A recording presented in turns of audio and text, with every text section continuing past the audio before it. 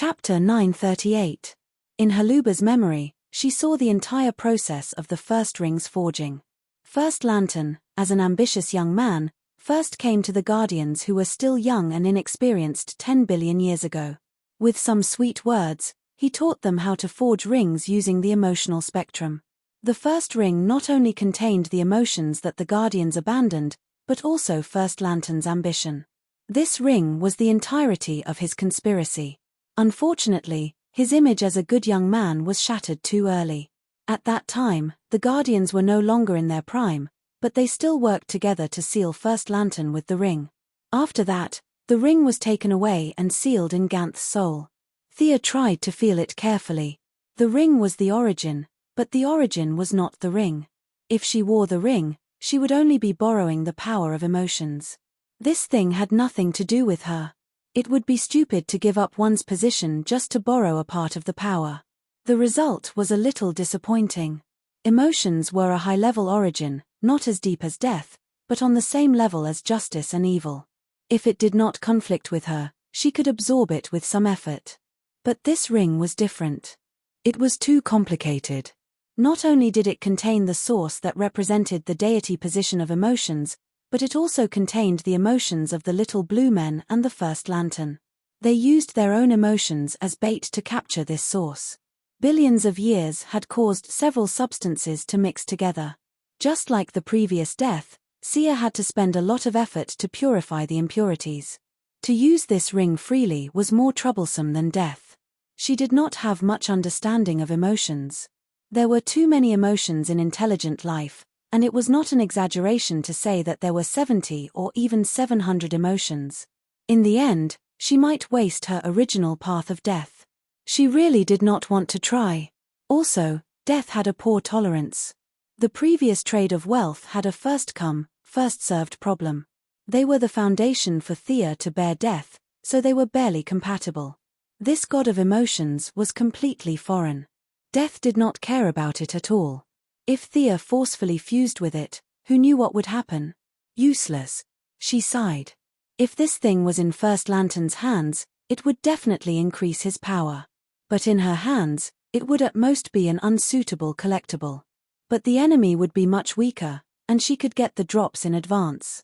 No matter how she looked at it, it was a good thing. Then, under First Lamp's furious gaze, she kept the ring in her bag. Moreover, he revealed a radiant smile to Chu Deng. What kind of man are you if you can only stare at me? If you have the ability, come and hit me. First Lantern was so angry that his teeth were itching. His original plan was to wait until the Third Army had developed to its largest scale. Then, when the Guardians were at their most high-spirited, he would flip the table and enjoy their horrified gazes. Finally, he would use Black Tiger Steel's heart to obtain the ring that had been sealed in Ganth's soul. This way, not only would he be able to slap the face of the enemy, but he would also be able to reach the peak of his life. Not only did he want to destroy his enemies physically, but he also wanted to destroy their minds and wills. This kind of counterattack was very suitable for him. He had been holding back for countless years to achieve this goal, and now he was about to succeed. In order to prevent any unexpected changes, he had imagined many scenarios, but he had always focused on the little blue men. He had never thought that a woman he had never met would jump out. If you want to flip the table, go ahead and flip it. Why did he ruin my plan? Not only did Thea flip his table, she also stole his job. If it were an ordinary person, he would have charged over and split Mount Hua in half, but First Lantern was no ordinary person. He glared at Thea fiercely. In this time and space, everyone in this world was primitive in his eyes. He had no intention of asking for her name. He opened his hands, and light flashed. Red, orange, yellow, green, blue, and purple mixed with many emotions flew out from his palms. The strands of emotion were like countless butterflies. They danced and used their insignificant strength to grab at the void. Thousands of strands of light gathered into a beam of light. Relying on this powerful energy, First Lantern tore a crack in the real world. He wanted to change the timeline and return himself to the point before Thea came. Even if he had to flip the table, he had to take back his job. A wise choice. Thea sighed. First Lantern did not come to snatch the ring from her. Instead, he went back to the source. This meant that he had not been blinded by the sudden increase in power. He could still make the best judgment for himself. Above all, war was war. Next, war was war. At this level, fighting was the same. Even with Darkseid's bad temper, he would try his best not to fight if he could. Going back to the timeline and not fighting with Thea, eliminating all the unfavorable factors before the germinal organization, this was a very smart choice. However, he still underestimated Thea. This move was invincible against Sinisto and Hal, but it was nothing in front of Thea. You're unlucky to have met me. In this day and age, those who dared to set foot in the timeline more or less had something to rely on. If First Lantern dared to attack, Thea also had her own ways to counter. This was her timeline, and First Lantern came from thousands of years in the future. Thea naturally had the home field advantage. Furthermore, she had someone in the timeline. Speed and Ballistic received the order. Time was tight and the mission was important, so they did not have time to change their avatars. 2 streaks of blue light ran out. In the blink of an eye, they cut off the connection between First Lantern and the timeline. Converging into a beam of light was indeed terrifying, but its essence was still a beam of broken light. Individual emotions were extremely fragile. As long as one had patience, even an ordinary person could solve it. The two of them divided the work well. They ran like crazy. They cut the timeline while Thea closed the gap in the real world. Before First Lantern could understand what was going on, he was already forced out. First Lantern had never seen an extremely fast person before, but that did not stop him from attacking these 2 ants. The huge amount of energy gave him the ability to change reality, but the 2 extremely fast people were hiding outside of time, so he did not have a place to attack. As a combination of emotions, his speed was as slow as a turtle. Changing reality, twisting the timeline, and a few extraordinary powers could not be used. Facing an extremely fast person, he really did not have a good way to deal with them. The emotional impact was very strong, but if he could not hit the enemy, it would be a waste of effort. First Lantern tore the timeline again, but he was still blocked. Thea directly used legendary magic to test the waters. Hundreds of flaming meteorites were pulled out from the void. This was not her first time fighting in space. Meteorite magic was extremely powerful on the ground, but there was no gravity in space, so its power was instantly reduced by half.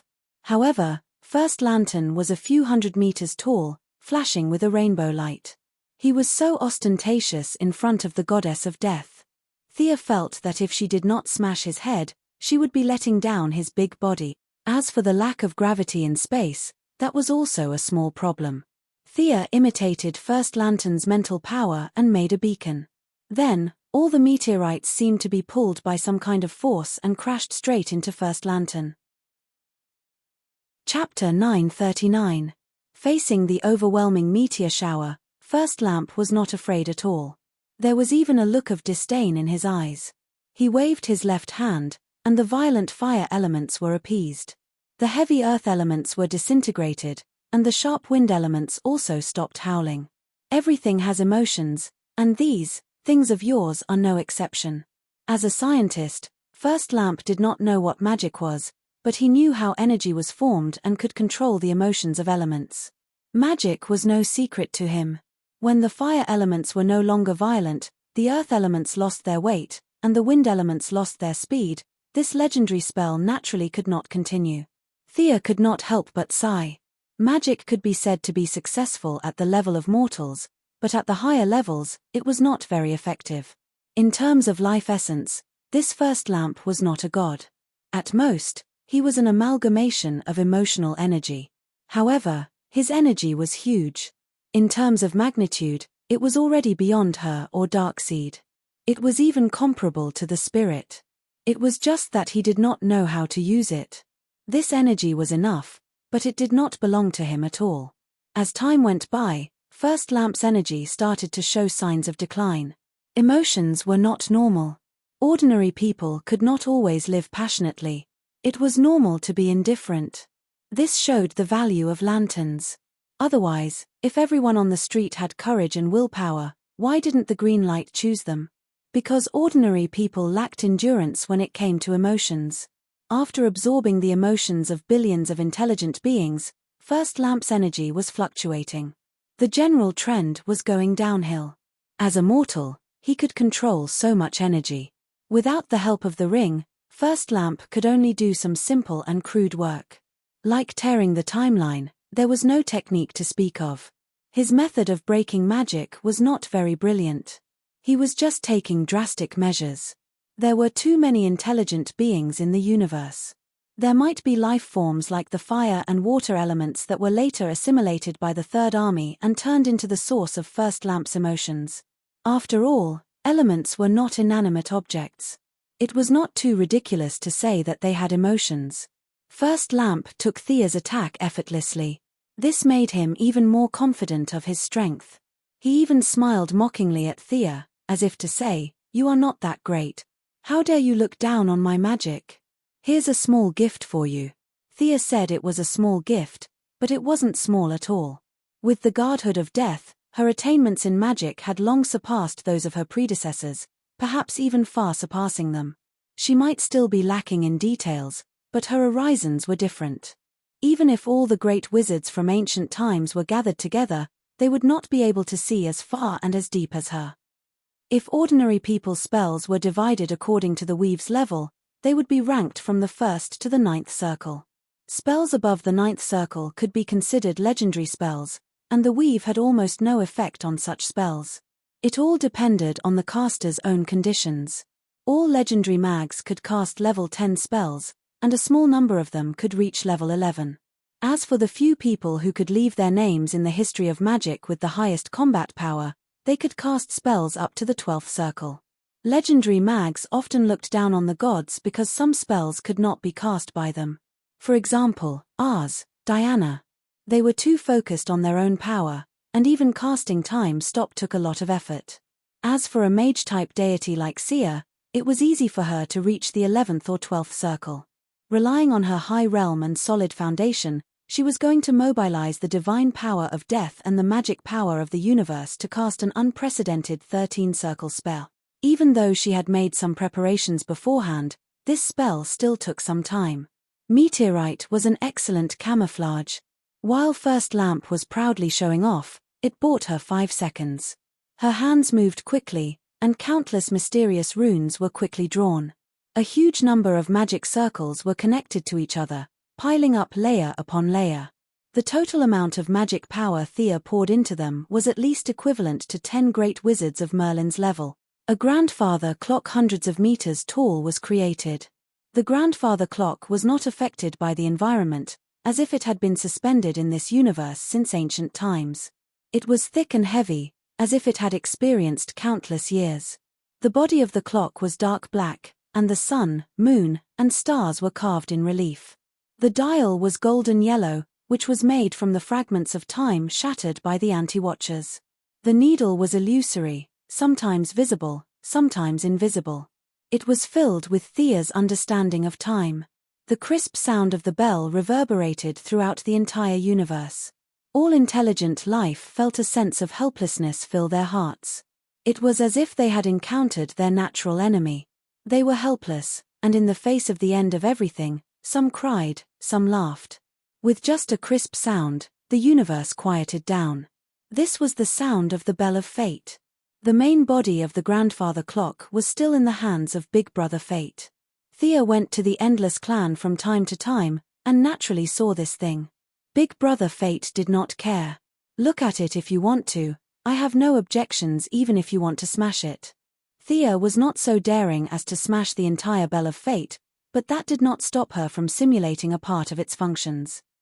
Even with the support of a huge amount of magic, she had seen it with her own eyes, and after putting in a lot of effort, she could only simulate a tenth of its functions.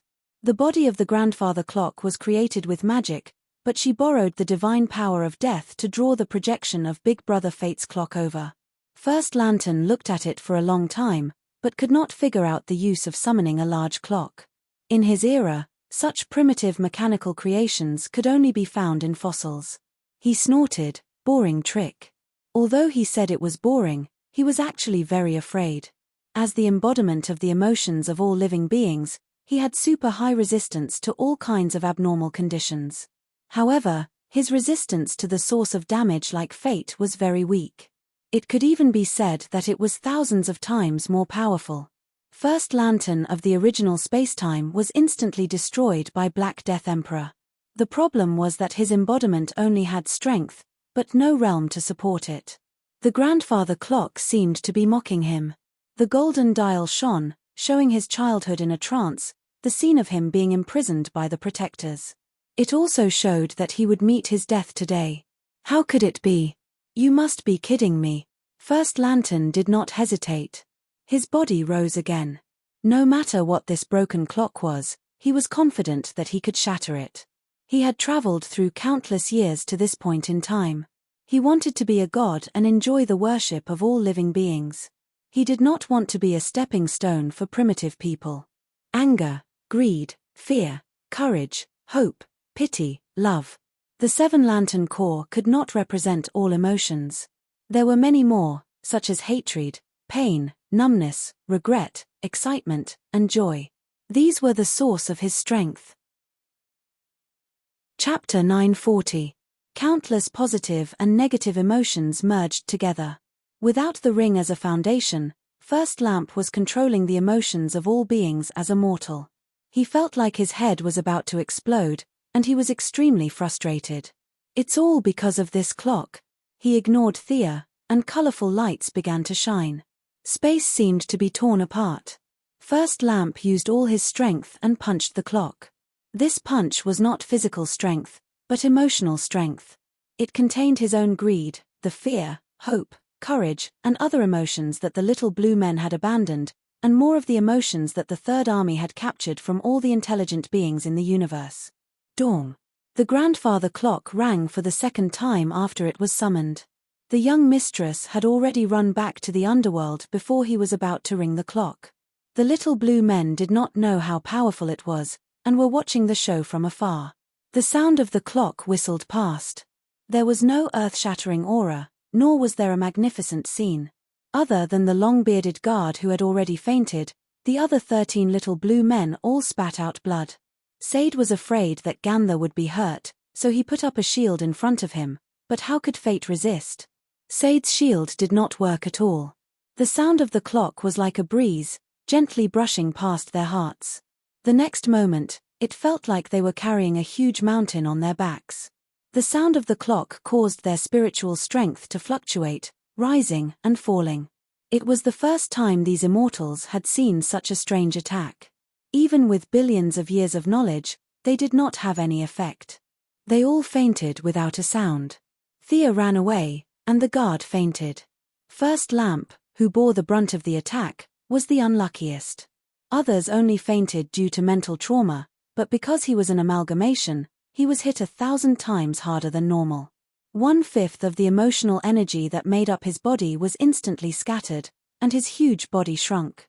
First Lamp tried his best to restrain the uncontrollable spiritual strength, and barely recovered his consciousness. But the energy that was scattered could never be recovered. Their fate was over. There were very few existences who could resist fate, but First Lamp was not one of them. Even though he had a huge amount of energy, he was still a scheming mortal who had transmigrated from thousands of years in the future. The bell of fate felt that it had been provoked. This was the first time it had seen someone throw a punch at it.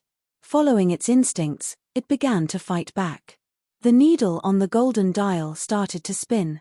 It was not spinning very fast, but First Lamp felt that his time was starting to blend into this timeline. No. You can't do this. I don't belong here. Previously, he had tried his best to tear apart time. Now, it was finally his turn to taste the consequences. You were chatting quite happily just now. Don't you like the timing? Then you can stay here. Time did not like to be toyed with, nor did it like to be offended. Those who tried to control time would have to pay the price in the end. For First Lamp, he had not yet been born at this point in time. If he was solidified, what awaited him was obliteration. He began to resist with all his might. Previously, he had tried all sorts of ways to squeeze into the timeline. Now that the timeline was forcefully pulling him in, he began to push back. This was the wonders of fate. The golden dial seemed to have infinite power, firmly grabbing the first light and pulling it into the timeline. The other party naturally resisted with all his might, but at this moment, Thea quietly ran back. He was overjoyed when he saw this. The bell of fate was much stronger than she had imagined. If First Lamp did not have more tricks up his sleeve, he would be dead for sure. The Black Death Emperor could cut off all his emotional connections and then kill him with a single scythe. Thea and the Black Death Emperor walked different paths and could not be copied. But she had her own way. Looking at the temporarily trapped First Lamp, she laughed heartily. She took out the blood-soaked night sky sword and stabbed at First Lamp's head. The murderous aura on the sword was almost tangible. Thea didn't need to pose or make any feints to deal with it. First Light was now like a target. Although its body had shrunk by 1/5, its head was still more than 10 meters tall. It could be stabbed with its eyes closed.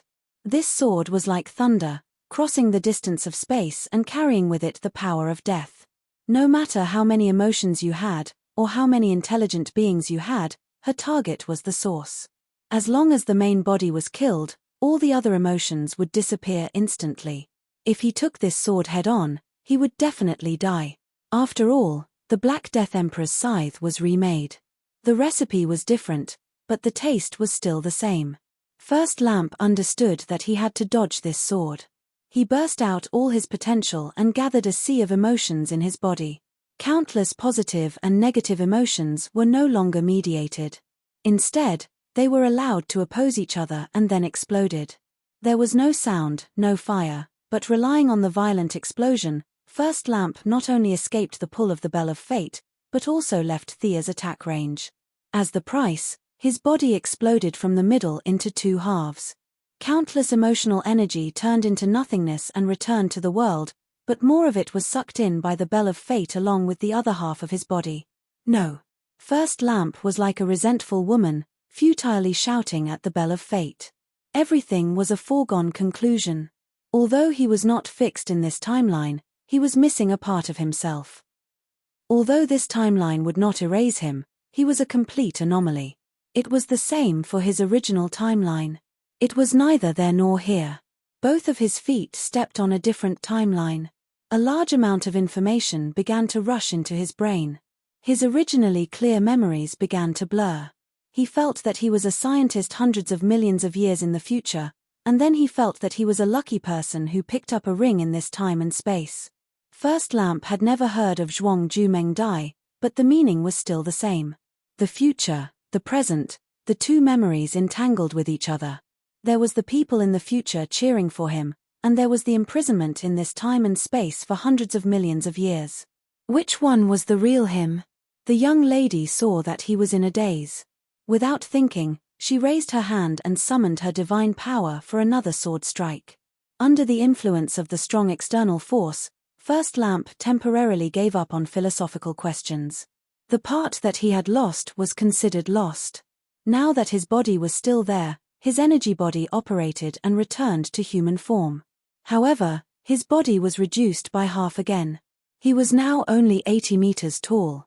Facing Thea's fatal attack, he made a prompt decision. If he could not beat her, he had to run. He looked at the Bell of Fate with hatred. This giant bell was still standing there, as if it was saying, "Little guy, come and hit me again if you dare." First Lamp could only shout that he could not afford to provoke her. He had a faint feeling that if he was given some time, he could still find the missing part. Fate was fair to everyone.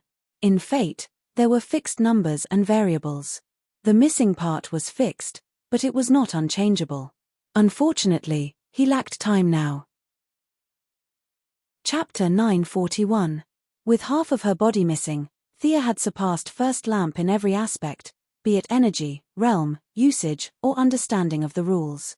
Her light sword had already enveloped a radius of tens of thousands of meters. First Lamp couldn't help but rejoice. There were benefits to his smaller body. It was much easier to move through space than before.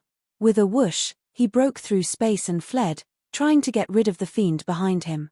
"Don't run. Stop right there." First Lantern ran in front like a thief, while Sia chased after him with her sword raised like the owner of the lost item. I should have brought a helper, Thea thought embarrassedly. Her top fighters like Fiora, Ming, and Guandong could delay First Lamp for a few moves, and she could kill him in one strike. In the original spacetime, First Lamp had nothing to do, so he went to tease Sinisto and destroyed Kruger.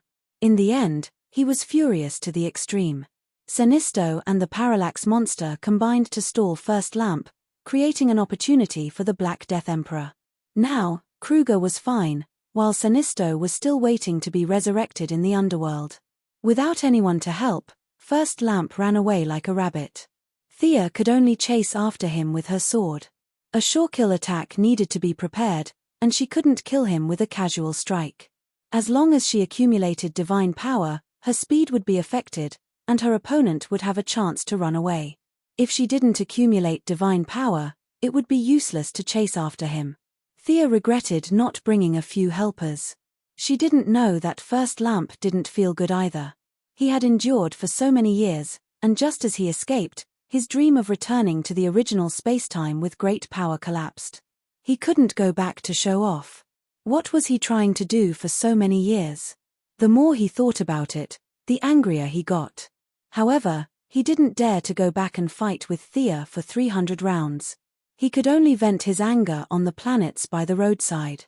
He grabbed a planet about the size of the moon, ignored the cries of the intelligent life on it, ran to the side of the planet, and threw it at Thea. Damn! Thea was shocked. When Batman and the clown were chasing each other on the road, the clown would at most throw a bomb or rocket behind him. This person in front of her, on the other hand, threw a planet. The planet wasn't big, and there weren't many intelligent life forms. But she couldn't ignore it. Even if she wasn't a hero of justice, she couldn't turn a blind eye to it. Thea raised her middle finger from afar. Ignoring the enemy, she quickly pushed the planet back into its original orbit.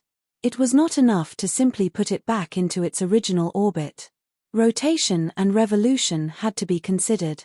If the force was too strong or too weak, the planet would fly out of the protoplanetary system in 2 days or collide with a fixed star.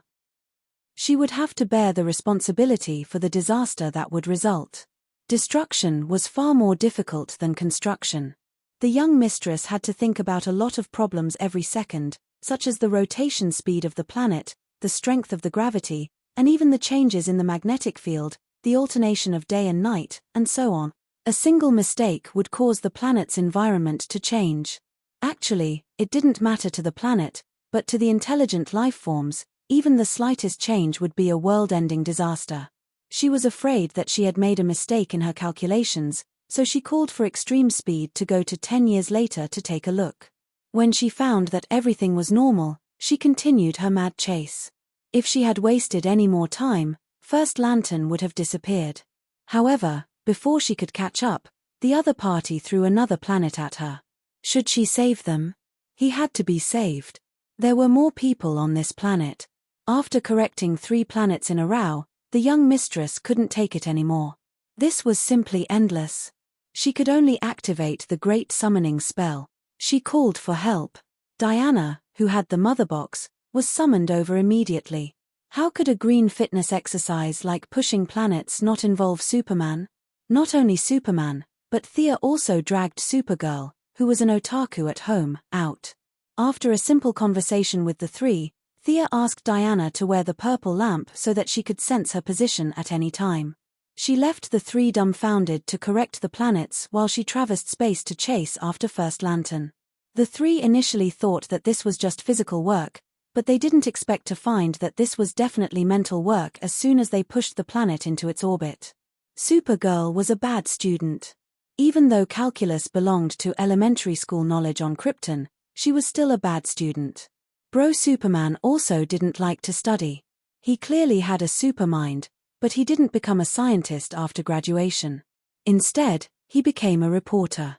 Diana was the best student of the 3, but she also liked swords, food, and fancy clothes more than science. It was really difficult for her to calculate the planet's orbit. The 3 looked at each other and didn't have any good ideas. They weren't Thea. Although the young mistress was a little lazy, her title was still a doctor.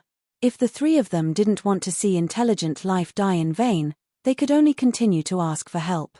Diana found Ching En-yu, the secretary who had a super long-distance connection to Earth, and quickly explained the situation. The secretary directly found the remaining members of the main alliance and asked them to help calculate the planet's orbit. Batman was worthy of being called an all-rounder. He was able to use the existing technology on Earth to send the Watchtower space base into orbit. He was very knowledgeable in astronomy, and Mr. Excellent wasn't far behind. With the help of the Flash and the AI, the results were sent to the three of them. They had just solved this problem when Thea started to call for help again. They could only follow up. First Lamp saw that Thea was worried and was overjoyed. The number of lives in the universe had nothing to do with him. Seeing that Thea was hesitant, he was even more motivated. Pushing the planet was too troublesome. After all, he had lost more than half of his energy. He couldn't move a large planet at all. However, this person was indeed sinister. He had started to tamper with the planet's interior. Thea could only do the preliminary work and left the rest to the three of them. The three of them sent the analysis results to the think tanks on Earth and asked them to help think of a solution.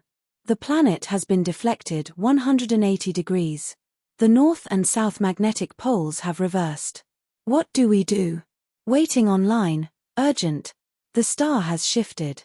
The entire galaxy has changed. What do we do? Waiting online, urgent.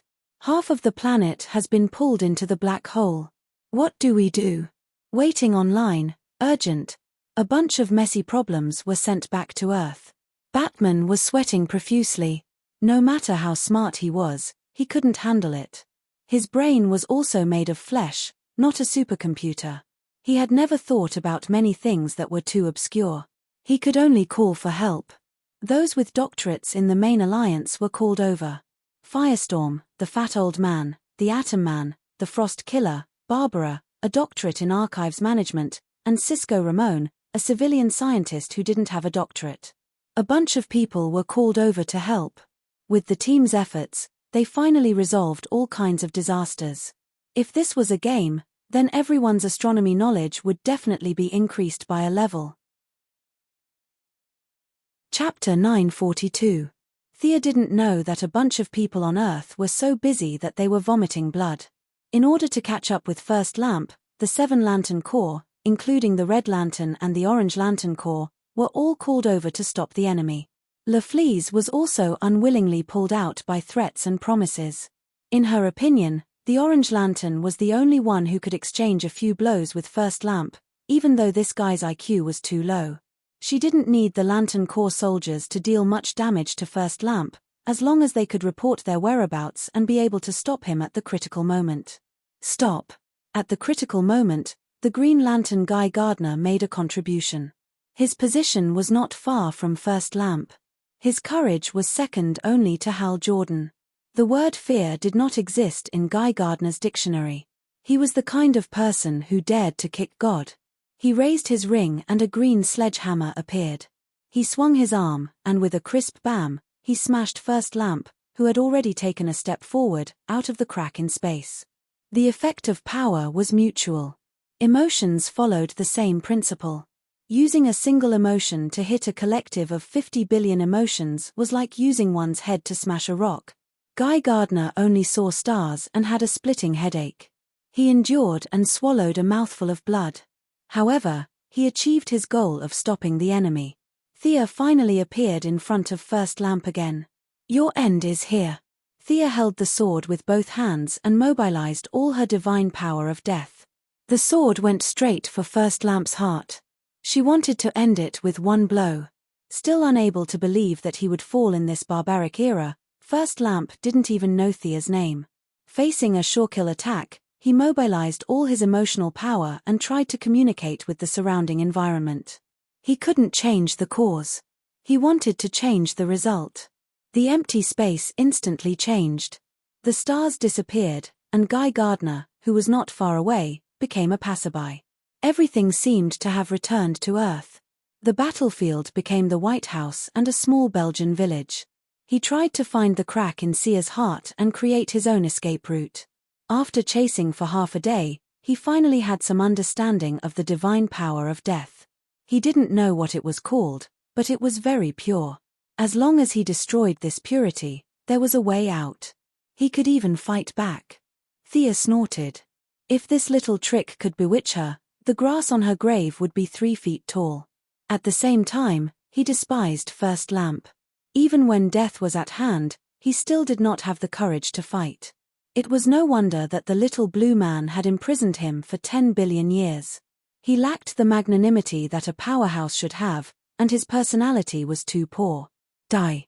There were no impassioned words, nor were there any heroic words. The black long sword in his hand crossed the distance and stabbed into First Lamp's chest. Spare me, I don't know you. First Lamp was still trying to resolve her hostility with words. Unfortunately, the divine power of death passed through the layers of energy and found his true body. Thea's gaze also followed the godly power. She saw that in the deepest part of First Lamp's enormous body, an ordinary-looking young man with slightly curly hair was pleading with her with a face full of fear. This ambitious schemer who had transmigrated from billions of years in the future had never told the Guardian his real name. His eyes were filled with disbelief as her sword pierced through his heart. There was still a trace of doubt on the young man's face. Was he going to die just like that? Was the earth-shattering energy of no use at all? Altering the timeline and distorting reality.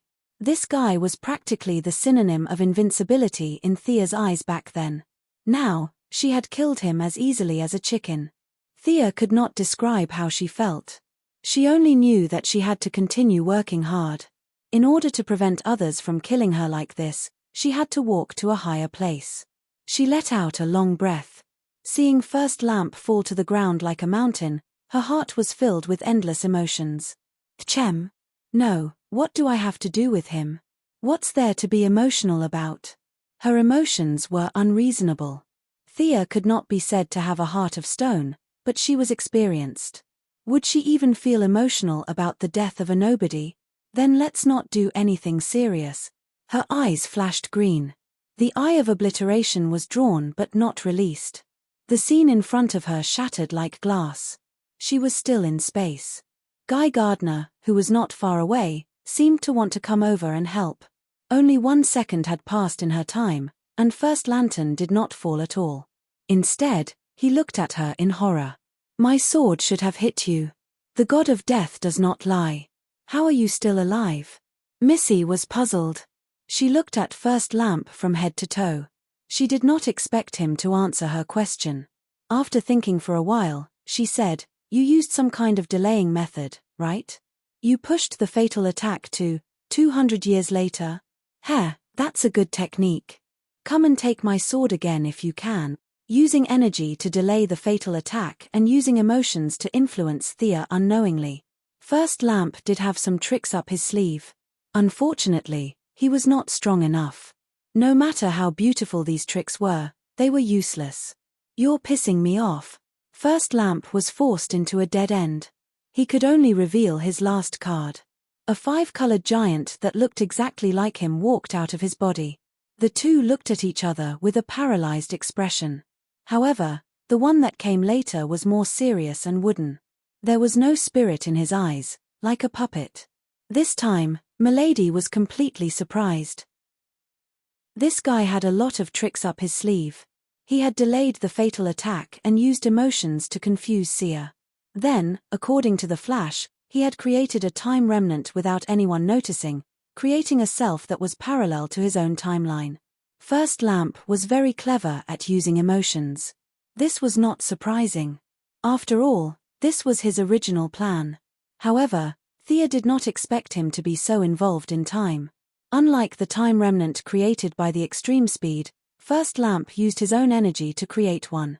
When he used his ultimate move, Thea was not idle either. She first sealed the space around them to prevent him from escaping. First Lamp's move was useless other than scaring people. He had been imprisoned for billions of years and had 0 combat experience. He was a little too confident, thinking that 2 of him could defeat the enemy. However, that was not the case at all. Could 2 Wasteland Wolves defeat Darkseid? Could 2 Guandong beat Thea? The higher the level of a battle, the less effective it would be to have more people. However, she did not underestimate her opponent. Her long sword raised a pale grey hurricane, blocking the wooden first lamp's attack. At the same time, she targeted the original body and attacked. The divine power of death made her the fastest in the world. However, speed was clearly her opponent's weakness. The ink-black night sky sword kept causing wounds on First Lamp's body. Compared to his huge body, the wounds were very small. First Lamp was like a body of pure energy. He did not have blood. What flowed out was a type of energy. After several attacks, he could not hit Thea. Not only did the two First Lamps not help, but they were also a mess. Chapter 943. Guy Gardner was ready to help.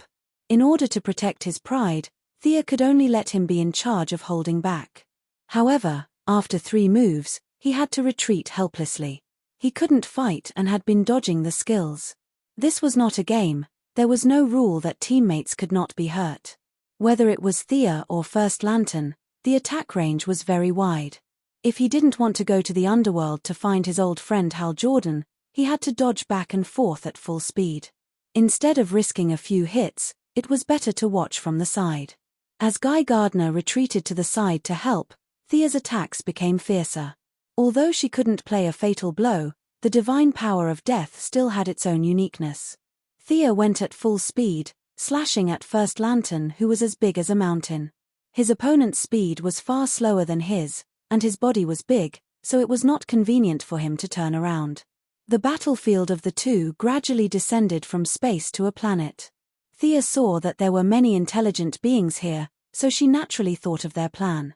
They still wanted to play the same old game. Guy, you go to the battlefield. Carol, LaFleeze, you came at the right time. Go help. She just asked Green Lantern to save people. Whether or not he could save them, this gesture had to be made. As soon as she finished speaking, Purple Lantern Carol Ferris and Orange Lantern also arrived. Thea was overjoyed. Why don't you all go together? The battlefield was tens of thousands of kilometers long. She tried to use less large-scale magic. To the intelligent life forms on this planet, it was as if they were sitting at home when disaster came from the sky. They could only see a 5-colored brilliance in the sky for one moment, and then a black curtain that engulfed the world in the next. Praying, hugging and crying together, they couldn't do anything in the face of disaster. I'll ask Santa Claus to send you a gift later. Go help. Thea kicked away LaFleeze, who didn't want to move. Orange Lantern happily joined in the rescue. This guy waved his hand and summoned an army. His efficiency was unusually high. You can't kill me with this attack. We have no grievances, so why do you keep chasing me? First Lantern was very passive. He couldn't fight, and he couldn't run. Thea's sword could destroy tens of thousands of his feelings, but what was the use? He still had 50 billion emotions, so the tens or hundreds of thousands that were cut off were nothing. Of course it's useful. Your vision is too narrow and you're neglecting yourself. Thea let out a long sigh. It was actually quite tiring to keep moving at high speed. Being called narrow-minded by a primitive woman, First Lantern was not happy. He moved quickly and took a step forward, ready to launch a surprise attack while Thea was talking. However, he found his own problem, a big problem. His originally colorful body now seemed to be shrouded in a thin layer of gauze. It was gray but very fine. Today is your doomsday. Everything is over. First Lamp's body was a little stiff. The effect of this state was actually not long. It was an application of the dead mixed soul. The two positions were very compatible, but Thea did not understand it well enough. She lacked tens of thousands of years to settle down. The combination of the two was very shallow, but it was enough to deal with First Lamp. There was no time to delay. Thea once again saw the young man with great ambition but little talent in his body. He was pierced by the black sword for the second time. After fighting for half a day, First Lantern could only buy himself a few more minutes of life. It was meaningless. Leaving his main body twitching on the ground, she pointed her sword at Remnant Time. This time, it was even simpler. In less than a minute, he was killed. Remnant Time turned into dust. He did not belong here. He was squeezed out of the timeline the moment he lost his life. Thea flew to First Lantern's side and looked down at this opponent. His huge body started to wither, from his fingers to his arms to his neck. The emotional energy lost its support and dissipated in space like a candle in the wind. The expression on First Lantern's face could be described as strange. I will return again. Even if my life form has changed, perhaps I am no longer myself, there will be a time when I return. That is the night before dawn. This is the scene that fate has shown me. First Lantern's face was already shrouded in the black air of death. He raised his arm, only to find that his fingers had already turned into dust. When all the emotional energy left, his life would come to an end. This was the power of time. He was still a mortal. Relying on emotions as support, he had already lived for 10 billion years. His human body had long reached its end. Emotions have abandoned me. Next time, I will return as an enemy of emotions. First Lantern cracked open his mouth and made an extremely arrogant declaration. Then, he turned into a pile of gravel in his laughter. What's with the arrogance? Is this guy dead? Guy Gardner rubbed his head. Seeing that their battle had ended, he slowly flew over. Carol and LaFleeze were also looking forward to the answer. Thea looked at them with a strange expression. He should be considered dead. She had some guesses about the specifics, but could not tell them in detail. First Lantern actually made a vow like a great ambition before he died. Although he was a mortal, he had enough energy. As the saying went, the unity of all people, gathering all emotions, could indeed make the impossible possible. This was a variable in fate. He wanted to return on the eve of dawn and destroy all emotions.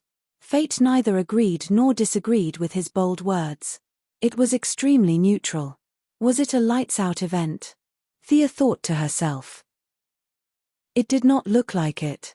Lights out was actually a form of protection for the universe. It prevented the emotional spectrum from drying up and causing the Big Bang. From the perspective of the universe and the gods, it was a good thing. This guy's last few words were full of resentment. No matter how she thought about it, it did not seem like he was here to do good. Could it be the Lantern of Daybreak? An enemy of emotions, full of hatred. This was the only thing that fit the criteria. Would this guy be reborn in the dark multiverse? Carefully sensing, she did not find First Lantern's soul after his death. Thea bade farewell to Guy Gardner and the others and returned to the underworld. She searched twice but did not find First Lantern's soul. Without a doubt, this guy was not dead. Whether he became the grandpa in the ring or was directly reborn in the dark multiverse was unknown. However, she would deal with whatever came her way. She was not afraid now, let alone in the future. Just as she was about to return to Earth, the two-faced man ran over and stopped her. Faced with Thea's behavior of leaving everything to others, the ambitious two-faced man was actually very happy. With power in his hands, everyone, regardless of whether they knew him or not, came before him to await his judgment. This place was 10,000 times better than Gotham. He was so happy that he did not want to go home. Not to mention having to queue up to give him dirty money, he would not even do a free resurrection. He was tired of living. Seeing countless people come before him every day like lambs waiting for his judgment, that kind of comfort could not be experienced in Gotham. Chapter 944. Your Majesty, don't go yet. To be honest, when he first found out that the superhero Thea was his boss, the two-faced man was worried for a long time. He could accept Wei Guangzheng's actions before he was disfigured, but now he could not. He never thought that when he started working, he would realize, this was not the kind of environment that he had imagined. It all depended on what kind of people his colleagues were. Demons, death knights, evil gods, assassins, banshees. Compared to these people, the two-faced man was a rare good citizen. At most, he sold detergent in Gotham and collected protection fees. He had to be on tenterhooks every day to prevent Batman from suddenly jumping out of a corner. In terms of evil, he was not on the same level as his new colleagues. After working in the underworld for a while, he finally realized that this female superhero's view of good and evil was frighteningly weak. The new boss was definitely on the neutral side. It was just that he usually pretended to be kind and righteous. What's the matter? Thea frowned as she looked at the two-faced man. This guy knew his position very well. He was a good candidate to be the Secretary General. He was a gang leader in Gotham. At that time, he had combed his hair back and had an extraordinary aura. When he arrived in the underworld, he instantly changed to a 30-70 split. He did not bow and scrape like the lonely old man Karen. However, his submissive attitude was very upright. At the same time, it did not make people look down on him. There are a few people who I don't know how to be punished. They have contributed a lot, but they have also made a lot of mistakes. Thea made a sound of surprise. She was a little curious that even the workaholic two-faced man could not make a judgment. To be honest, the underworld's punishment rules were very complicated. This was a side effect of the creation rules. All kinds of laws were not set by her, and it was not convenient for her to change them. And there were a lot of them. Books filled the entire library. They were densely packed with all kinds of rules. At first, the Missy pushed the door open out of curiosity. After that, she left in defeat. Anyway, she did not even take a look. Later on, she simply handed it over to the two-faced man, a law doctor, to study. Yes, that's right. This guy could become the Gotham District Attorney. He also had a doctorate title. She followed the two-faced man to the trial hall. When she saw a few people waiting for interrogation, the Missy was instantly happy. Little blue guardians. The four of them stood straight and looked straight, as if they were still on their own Eurasian main planet. However, they didn't have a body here, so they couldn't float in the air. Their short stature greatly reduced their imposing manner. Yo, the four of you, where did you come from? The eldest miss asked even though she already knew the answer. She smiled slyly. The four little blue men were much more well-behaved now. Their previous arrogance had all disappeared. The little blue man with the big head was the first to speak. Your Majesty Goddess, before he could finish, he was interrupted by Thea. Why are you always talking? Are they mute? Are you looking down on me, Helpless, they had no choice but to lower their heads under the eaves. One by one, they walked out and prepared to introduce themselves. Of course, Thea knew their names. They were all in Haruba's memories. She just wanted to take them down a notch. This was not Aura, this was hell. He waved his hand and said, I don't want to hear your names. Harvey, write them down. Write passerby 1, 2, 3, and 4 in the name column. That's it. She just needed to vent her anger by teasing the little blue man. There were still many things she needed to take care of in the outside world. She reached out to take the records of the underworld and began to read them one by one. Although the Guardians seemed to have done a lot of bad things, they had also done a lot of good things. In the 10 billion years before the rise of Earth civilization, they had saved the universe countless times. If it were not for them, the universe would have exploded long ago. If the universe had exploded, Earth would not have survived. It could be said that they had done a lot of good things. They were more than qualified to be angels in heaven. However, they had also committed a lot of sins. Colonna had modified the settings of the mechanical hunter to kill all intelligent life in Sector 666. This could be blamed on Colonna. However, was this the only time the mechanical hunter had made a mistake? The records of the underworld said no. There had been more than one mistake. Was there no bloody massacre during the rise of the Green Lantern Corps? Were there no innocent sacrifices in the process? When the entire universe heard about the establishment of the Green Lantern Corps, they all rushed to spread the news. This was obviously impossible. Even Kerrigan and Lady STYX, who still occupied a few sectors, had a lot of say. They had used the tug-of-war to grind down many galactic overlords. Their status as the universe's police force had been earned through killing. Furthermore, the selection criteria for this Green Lantern Corps was completely up to Lantern Ring. One could be a Green Lantern just because one had courage.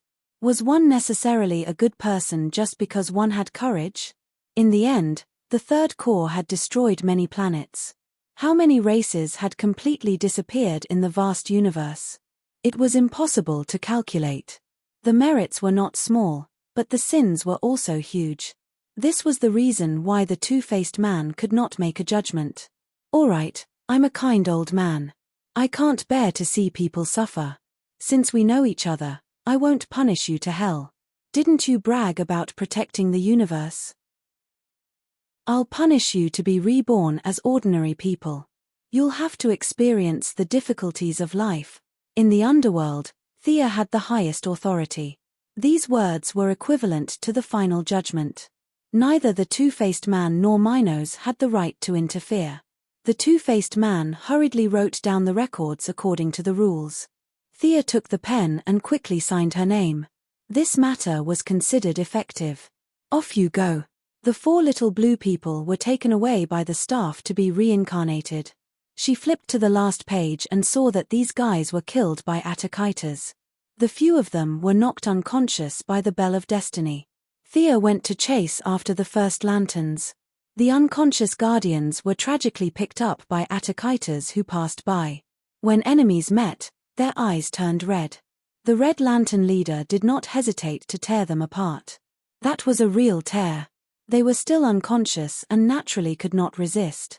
Inexplicably, they became ghosts. When they regained their consciousness, they were already in the underworld. It could be said that they were completely confused ghosts. "Are there only these 4 guys?" she asked the two-faced man. "Just the 4 of them." Thea nodded.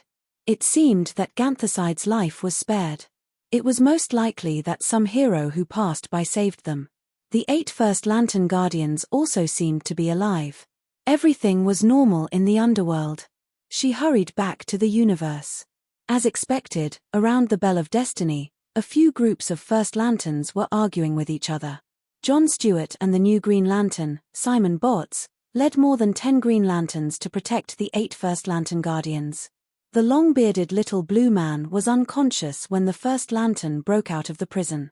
He was not affected by the Bell of Destiny. At this time, he had already woken up and was trying his best to save his companions. Opposite them was the Red Lantern Army. The muscular Attikitas was originally dressed in red. Now, his head and face were covered in blood. His murderous aura was almost tangible. Beside his feet were the extremely broken corpses of the 4 guardians. There was no human shape at all. It showed how much hatred he had for the little blue men. Chapter 945. Between green and red was the Holy Walker. He led Blue and Skinny to save the Guardians, Ganther and Sade. Attikitas, the hatred should end here. Thea was very busy and didn't want to talk nonsense with them. She glanced at the Red Lanterns and said coldly, "The goddess of death's eyes were emotionless." Even Red Lantern, who was dizzy with hatred, couldn't help but take a step back. Attikitas turned and left without saying a word. Thea also sent Green and Blue away. She didn't care about the little blue men. She returned to this area first because she had to take back the Bell of Fate and return the projection she borrowed to Big Brother Fate. In fact, she wanted to borrow the book in Big Brother Fate's hand at first. Unfortunately, there was always a limit to the power of magic. The Book of Fate was a treasure above the rules. Magic couldn't simulate it at all. Anti-summoning was the first lesson of learning summoning. For many mags, it was a necessary skill. However, it was a little difficult to anti-summon a level 13 spell. It couldn't be like ordinary summoned creatures. With a soft bang, a green smoke rushed back to the original plane. Anti-summoning an object of this level required a very delicate spell and a lot of magic power. She didn't lack these qualities. After a lot of effort, she sent the bell back. As for the part of First Lantern's self that was cut off and the various emotions contained in it, she gave it to Big Brother Fate as a reward. That old guy liked to experience the wonders of different lives. Even if half of 100 billion lives were cut off, there were still 50 billion. It was enough for Big Brother Fate to ponder for a while. She cleaned up the traces of the battlefield.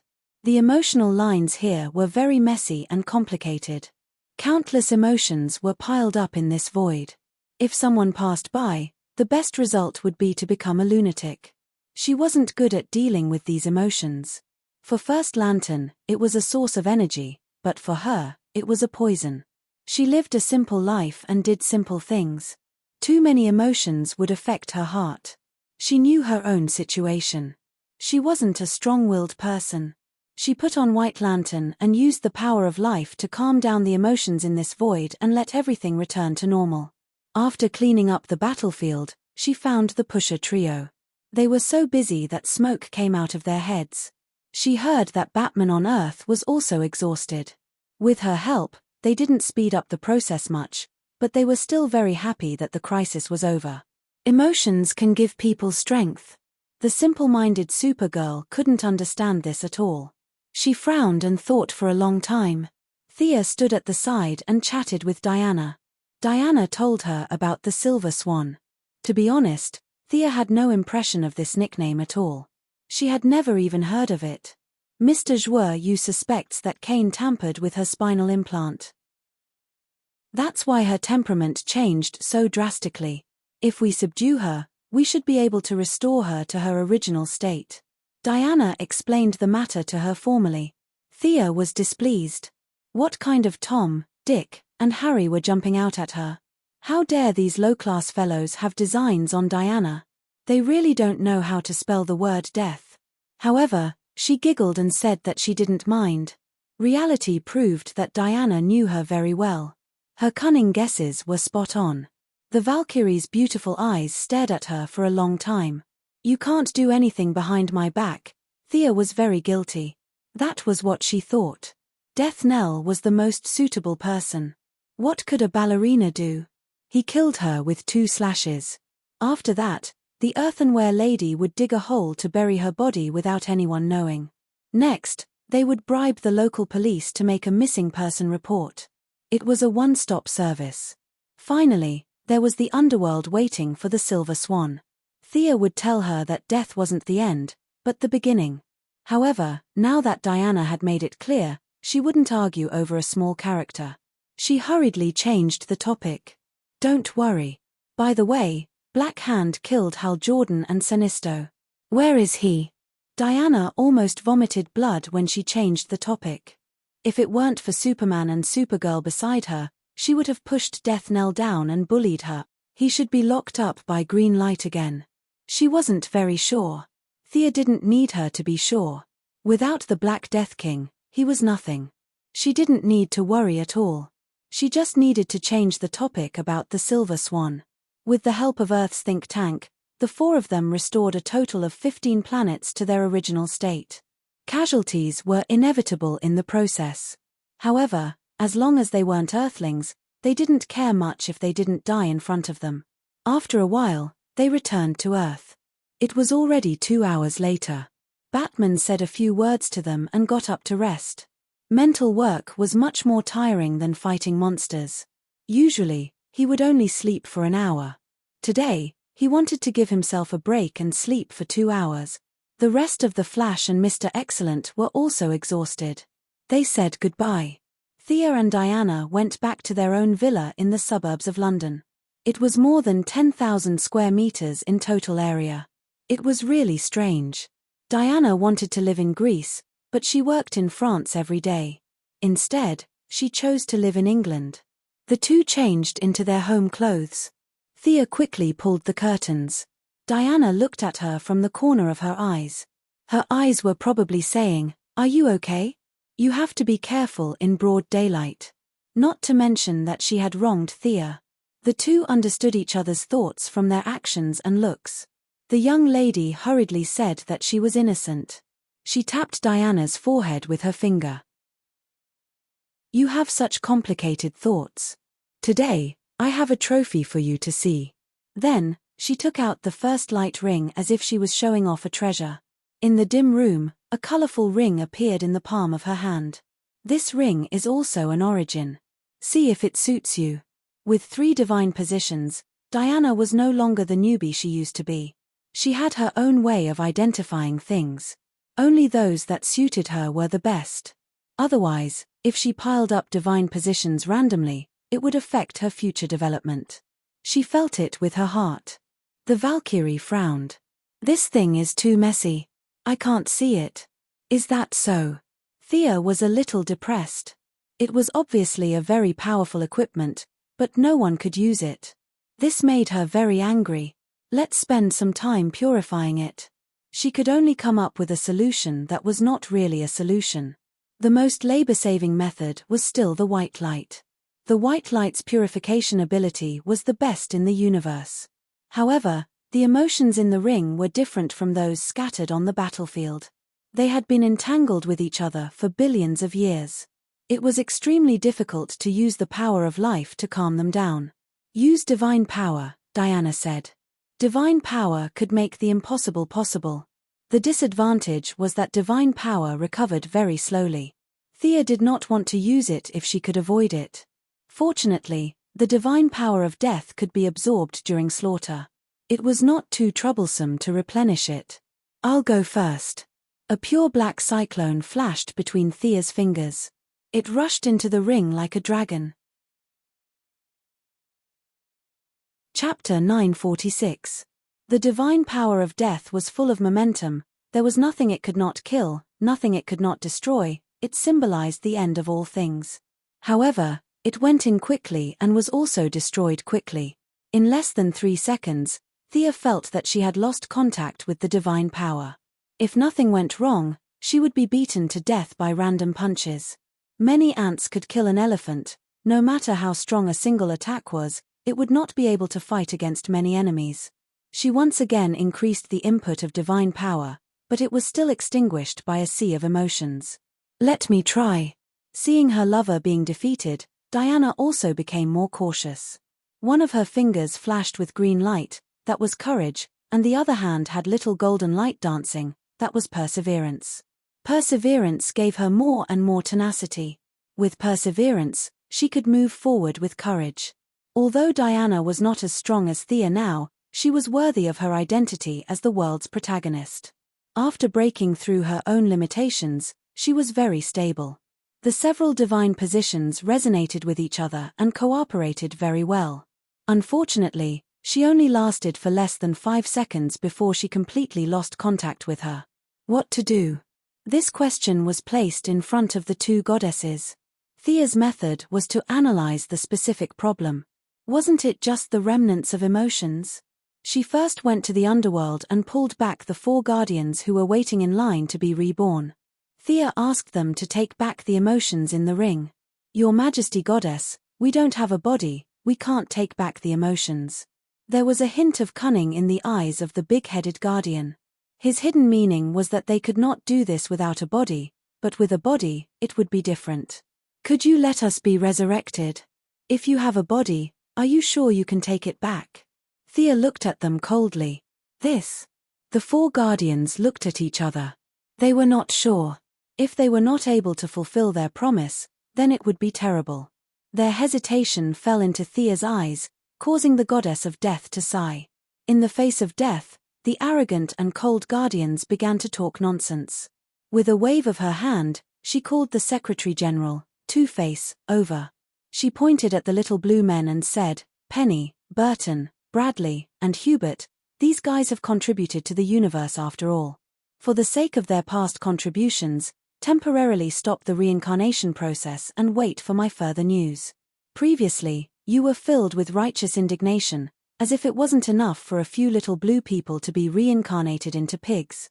Now that you think it's useful, you immediately feel that they can be saved. You're the one who's saying all the good and bad things. You're even more two-faced than I am.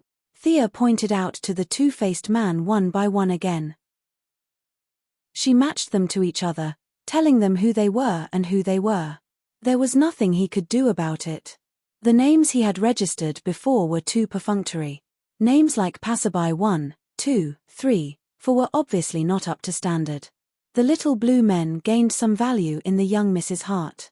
They finally got their names back and got rid of their status as passers-by. After giving the little blue men a suspended sentence, Thea rushed to Planet Odium. Ignoring the 4 dead guardians, there were still 2 living guardians here. She went straight to the point and asked Gansasaid to take back the emotions in the ring. The process was not very pleasant. After all, she was simply and violently looking for the ring in Gansasaid's soul. Gancisade was tormented by her and his defense was greatly reduced. Then, he was hit by the bell of fate. When Thea entered the room, Gancisade was lying on the bed. His breathing was so weak that it was almost inaudible, as if he was dead. Gancisade was furious when she saw the young miss, but she was already past the age of youth. When Thea asked her to take back the emotions, she repeatedly talked about how hard it was for her. She was alone and had to take care of her old boyfriend, Gancisade, and how difficult it was for her. Thinking that she seemed to be a little violent, the goddess of death checked Gancisade. Although he was seriously injured, Gancisade's strength was one of the best among the guardians. Using the divine power of the soul to move back and forth, he slowly woke up. After that, the two extracted their own emotions in the ring according to the agreement. Thea looked at the results and was both happy and worried. The good news was that she could extract the emotions, but the bad news was that there were nearly 50 personal emotions in the ring. In other words, there were 50 guardians who participated in the creation of the first ring. Hundreds of millions of years had passed. Some fled to Zamalan and established the Purple Lantern Corps. Most of them died in battle, like the 3 who were killed by Raven in the Dark Knight, and Scarface who committed suicide after the Dark Knight, plus the one who merged with the Parallax monster and was killed by them in Seaside City, and those who were sacrificed in the years before. There were 50 of them, but now she secretly imprisoned one. There were 2 in front of her, 8 guardians of the First Lantern Corps, and only 11 of them were left. The rest were basically dead. If Thea wanted to use this method to completely solve the emotional problem of the ring, the best way was to go back 10 billion years, like the First Lantern Corps, and persuade them to take back their emotions while they were still full. She hesitated for a moment, feeling that the risk was too high. The little blue man's strength was very interesting. At first, he was so strong that he had no friends. Kelowna killed Gao Tianzuan and Star Swallowing in seconds. This was an example. After that, he became weaker and weaker. Today, he was reduced to the same level as Superman. Superman squinted his eyes and was speechless. Wearing the ring, the First Lantern Corps in its peak state must be very powerful. If they could seal such a powerful First Lantern, if Thea went back and fought 50 of them, her ending would not be much better than the First Lantern Corps. It was not worth the risk for a dispensable ring. Besides, it was not that there was no other way, it was just more troublesome. Everything would usher in death, and emotions were no exception. Dripping water could penetrate a stone. Divine power could not bear to use it, and it could slowly wear it down with the aura of death. There were plenty of people in the underworld that could be ordered around. After returning to the underworld, she set up a new purification room next to her own giant statue in the Death Temple. The reason she made it public was definitely not to get all people to provide death aura to help her purify the ring. Her explanation was to let the intelligent beings pay their respects here, look at the colorful ring, and remember their lost emotions. Those who were muddle-headed and unconscious could not provide much death aura. Although there were not many who still had their own consciousness in the underworld, the number was huge. After all, there were 52 parallel universes and even more small worlds. Every planet and every world had some outstanding people. This number could be said to be terrifying when accumulated. Countless elites received the order to pay their respects.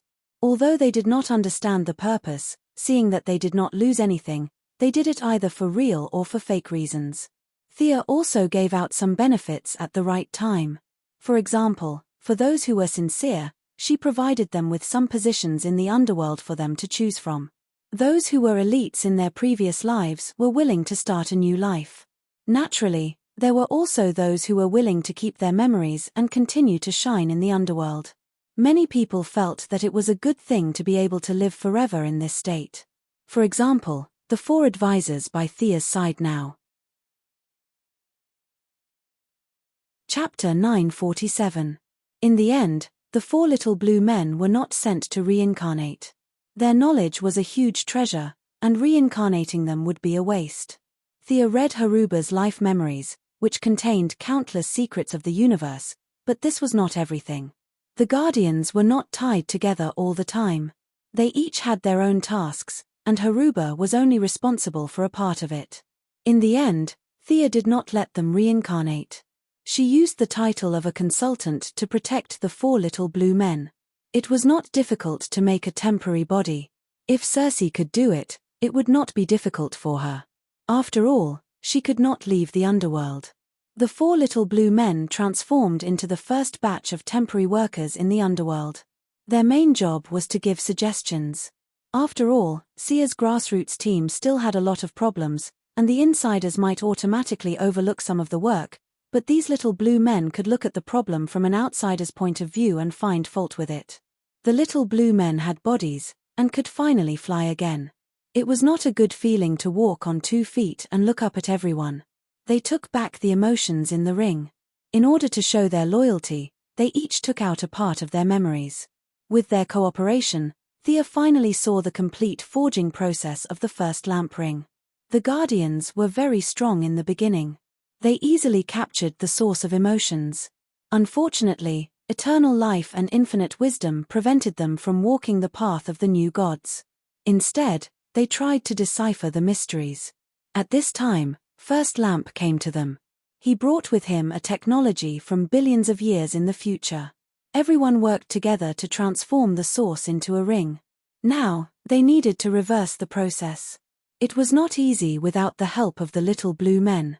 I see your intentions, but resurrection is impossible. The underworld, or rather the world's will, has high requirements for the resurrection of the long-lived species. You obviously do not meet the requirements. Sia was not lying. The long-lived species were basically the life forms at the beginning of the universe. Now that time had passed, the universe no longer needed them. It needed passion and constant change. In just a few decades, they would be able to bloom with endless brilliance. Only this could help the universe evolve to a higher level. Immortals that were like stagnant water were now like malignant tumors. Lady Styx, Attikitas, and these guys in front of him could tell that without Thea's help, Lady Styx would not be able to level up in another 100 million years. These little blue people were dropping levels every day. The universe's will did not hide its rejection of them. The leader of the blue men, Big Head Hobbit, still spoke on behalf of the group. This was a habit that they would not be able to change anytime soon. Your Majesty, we are very comfortable here. We don't want to be resurrected. Thea nodded. She was too lazy to think about whether they were sincere or not, as long as they could be of use to her. The matter of purifying the rings was left to them. Thea made another trip to the Blue Lantern main planet. Kyle Rayner was still training in seclusion. She gave him a few simple pointers and turned back to Earth. The matter of the Third Army was not a big deal. It was not a big deal to Earth, but it was not a small matter either. Just look at the planets that were ravaged by the Third Army. Without Superman and Diana's combat power to kill in the early stages, once the Third Army overflowed, it would be a disaster. Now that the battle was over, the Righteous Alliance was ready to have a meeting to discuss what to do in the future. It was worth mentioning that because Kyle was left on the Blue Lantern main planet, the Green Lantern representative on Earth had changed again. Simon Baz, the Arabian Green Lantern, was sitting nervously in the Green Lantern's exclusive seat. In addition, Thea's unspeakable relative, Black Canary Laurel Lance, had also officially joined the Righteous Alliance. Laurel was a late bloomer. No one knew what stimulated her, but her strength improved by leaps and bounds. Her sonic attack and her own hard work finally made her into the ranks of the first-line heroes. She stepped into the Righteous Alliance's door one step ahead of Batgirl Barbara. First of all, they welcomed the 2 new companions. Secondly, Superman directly asked everyone what safety measures should be set up on Earth in the future. In the past, this question was raised by Batman. It was rare today. Superman saw more than 10 planets suffer disasters. He could not help it. He had to do something. Many people on Earth did not realize what had happened, but he knew. He saw it with his own eyes. The Third Army assimilated intelligent life. The First Lanterns threw the entire planet around like sandbags. Countless lives were wailing and wandering between life and death. If all of this fell on Earth, on the heads of his relatives, what should he do? Seeing these tragic scenes with his own eyes, Superman could not sleep all night. At the beginning of the meeting, He threw out this question, hoping that someone could help him solve his doubts. Will there be similar disasters in the universe? According to some convention, the Green Lantern was in charge of all problems in the universe. Several people looked at Simon Baz in unison. The Arabian Green Lantern was dumbfounded. You're asking me about everything? Just a day ago, I was chased by many agents on the road for stealing a car. Now you're asking me about disasters in the universe? How could I know? The Missy coughed twice, indicating that she had something to say.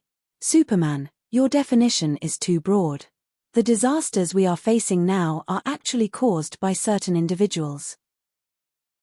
It is not an earthquake or a hurricane. It is difficult to make a reasonable and accurate prediction. But Madame Shangju can make a prediction. Am I right? You should be able to do it too, right?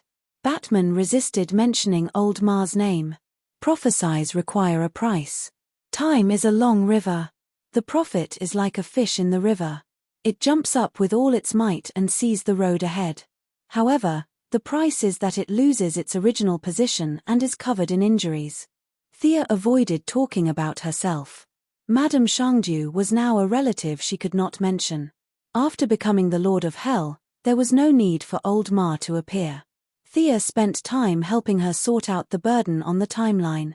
Now, Madame Shangju had finally recovered 40 to 50% of her strength. She did not explicitly refuse, but what she meant was that she did not advocate sacrificing someone to save Earth. Superheroes could basically reach a consensus on this point. Sacrificing the innocent in exchange for justice was not justice. Then do you mean that we can only passively defend? Superman asked. Thea thought for a moment. She asked in return, if a person did not make a mistake, would you arrest him for something in the future? No, at least I won't. The Flash immediately spoke, but then he reiterated that this was only his opinion. We won't either. Batman also nodded, but Thea could tell from his eyes that he wanted to collect all kinds of information about the other party first and carefully write down a notebook of information. Once the other party committed a crime, they would be arrested immediately. All right then, we've reached a consensus on this point. I'll just tell you what I've seen and heard for your reference. There's a group of people, and they're very evil. Sia was interrupted before she could finish. Chapter 948. Is it Darkseid? Batman still remembered the invincible power of the evil lord. Is it an alien? Superman was worried about his relatives. Neither. Do you know about parallel universes? Everyone nodded. The Flash and the others teamed up with Dr. Wells on Earth 2 every day, so they naturally knew about parallel universes. Batman had also seen Thomas Wayne on Earth 2 from afar, so he was no stranger to this concept. There is such a parallel universe. Although the codenames are different, the Superman, Batman, Speedster, Green Lantern, and Neptune are all evil. Of course, I'm even more evil there. The Kryptonians there use kryptonite as their energy source, and they commit all kinds of crimes. At night, Gotham is also ruled by a man in black. The speedy ones kill the innocent for fun, and the rest are their accomplices. Currently, this dimension does not intend to invade us, but I would like to ask all of you, what do you plan to do after knowing this? A dimension full of bad guys. Thea told them about Earth 3, and Guangdong's investigation showed that the evil Thea came from there too. As for whether she was still there, Guangdong could not be sure. A huge barrier covered Earth 3, and the new gods could not enter at all. A few of his subordinates suppressed to the level of ordinary people and entered the barrier, but they were limited by their abilities and could not get any high-level information. Thea thought about it several times. Whether the evil version of herself was controlling Tianshou or being controlled by Tianshou, they would have to fight. The Anti-Watcher was also recovering there. If he had absorbed the energy of the entire universe of Earth 3, it would be difficult to deal with him.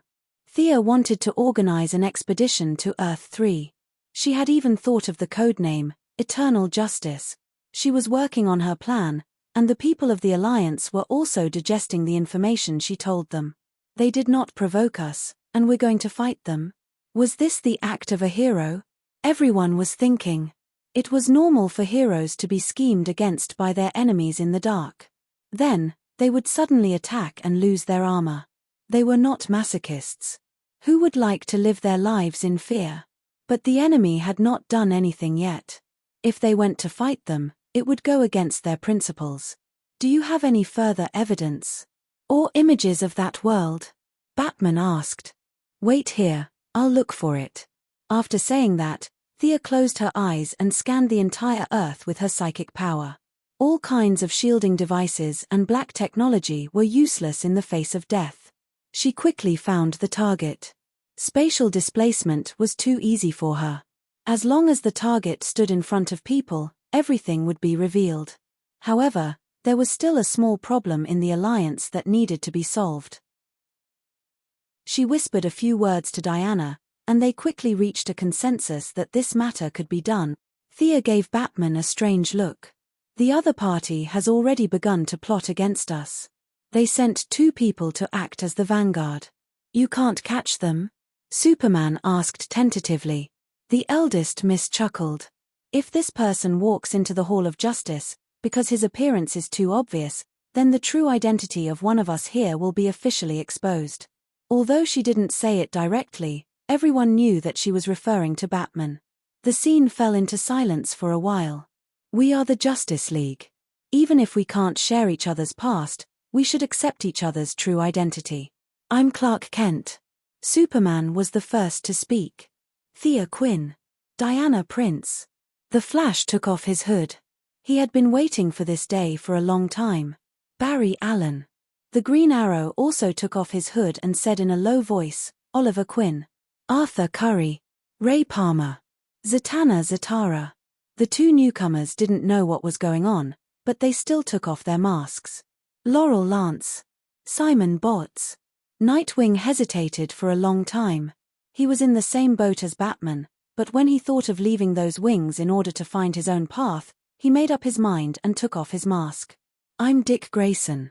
For a moment, all the pressure fell on Batman. He was a little tired, but also a little relaxed. Nightwing had been exposed, so there was no point in hiding. He finally took off his mask. Bruce Wayne. He hadn't seen the sun for a long time, so his face was a little pale. There was enough light in the Hall of Justice. Looking directly at the broken light through the glass, Batman felt a little awkward.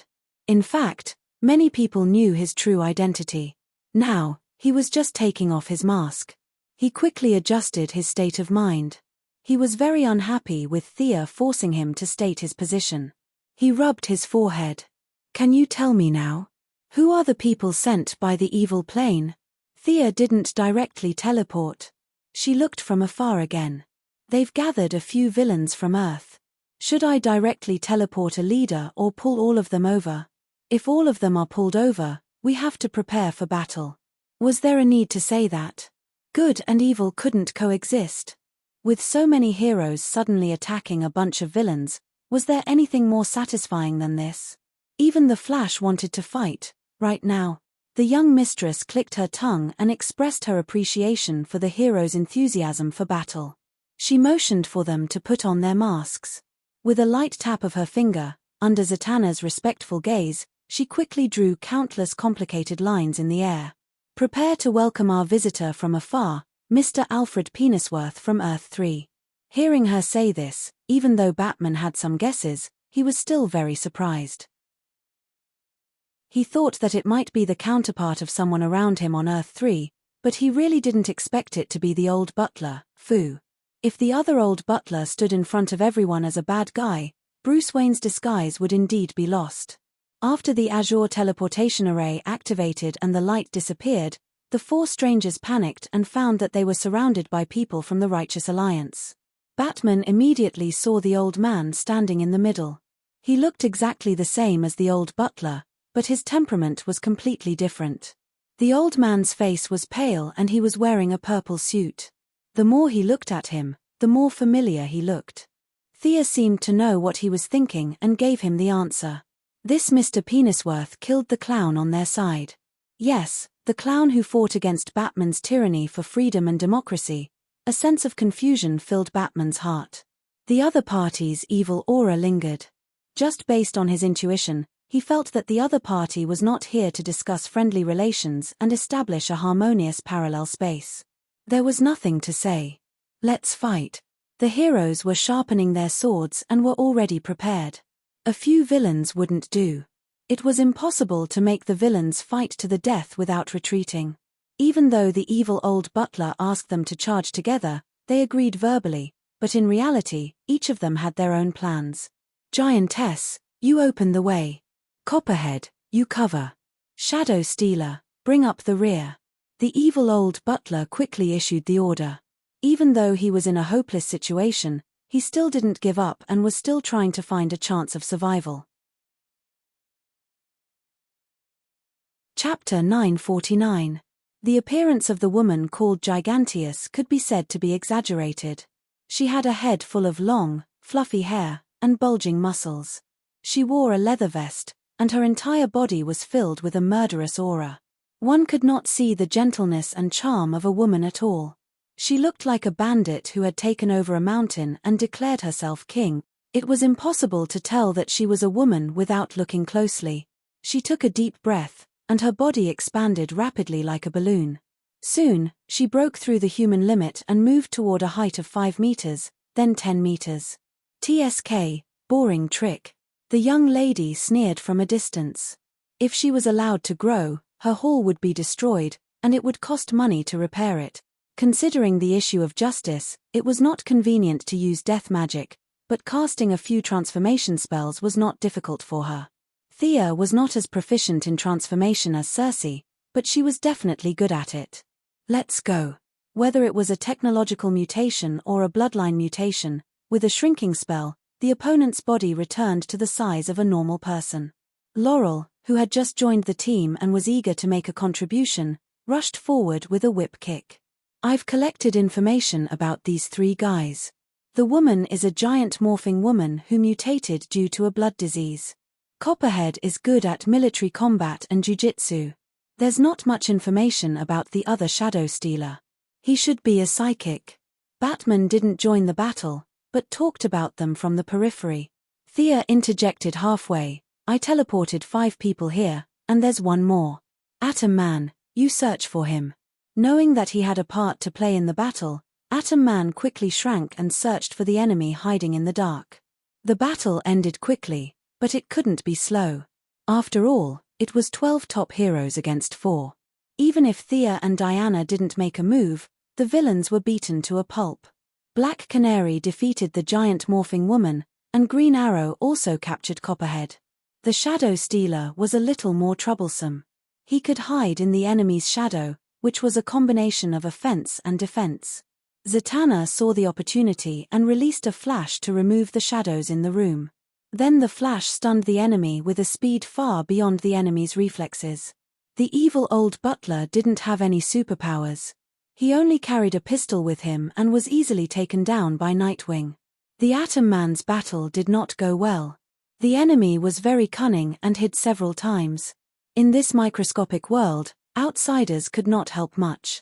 In the end, it was Superman who found the enemy with his supervision and captured the enemy with the help of the Atom Man. It wasn't hard to tell if a local criminal was an outsider or not. What Batman knew definitely belonged to the locals, and vice versa. That was how authoritative Batman was. Copperhead Snake, Gigantified Woman, and Shadow Stealer were all people who betrayed their own plane's information and acted as accomplices for the sake of benefits. Their actions were greatly despised by the heroes. Thea was in charge of contacting them, and all of them were imprisoned in the Heaven's Eye Society. Let Black Amanda have her way with them.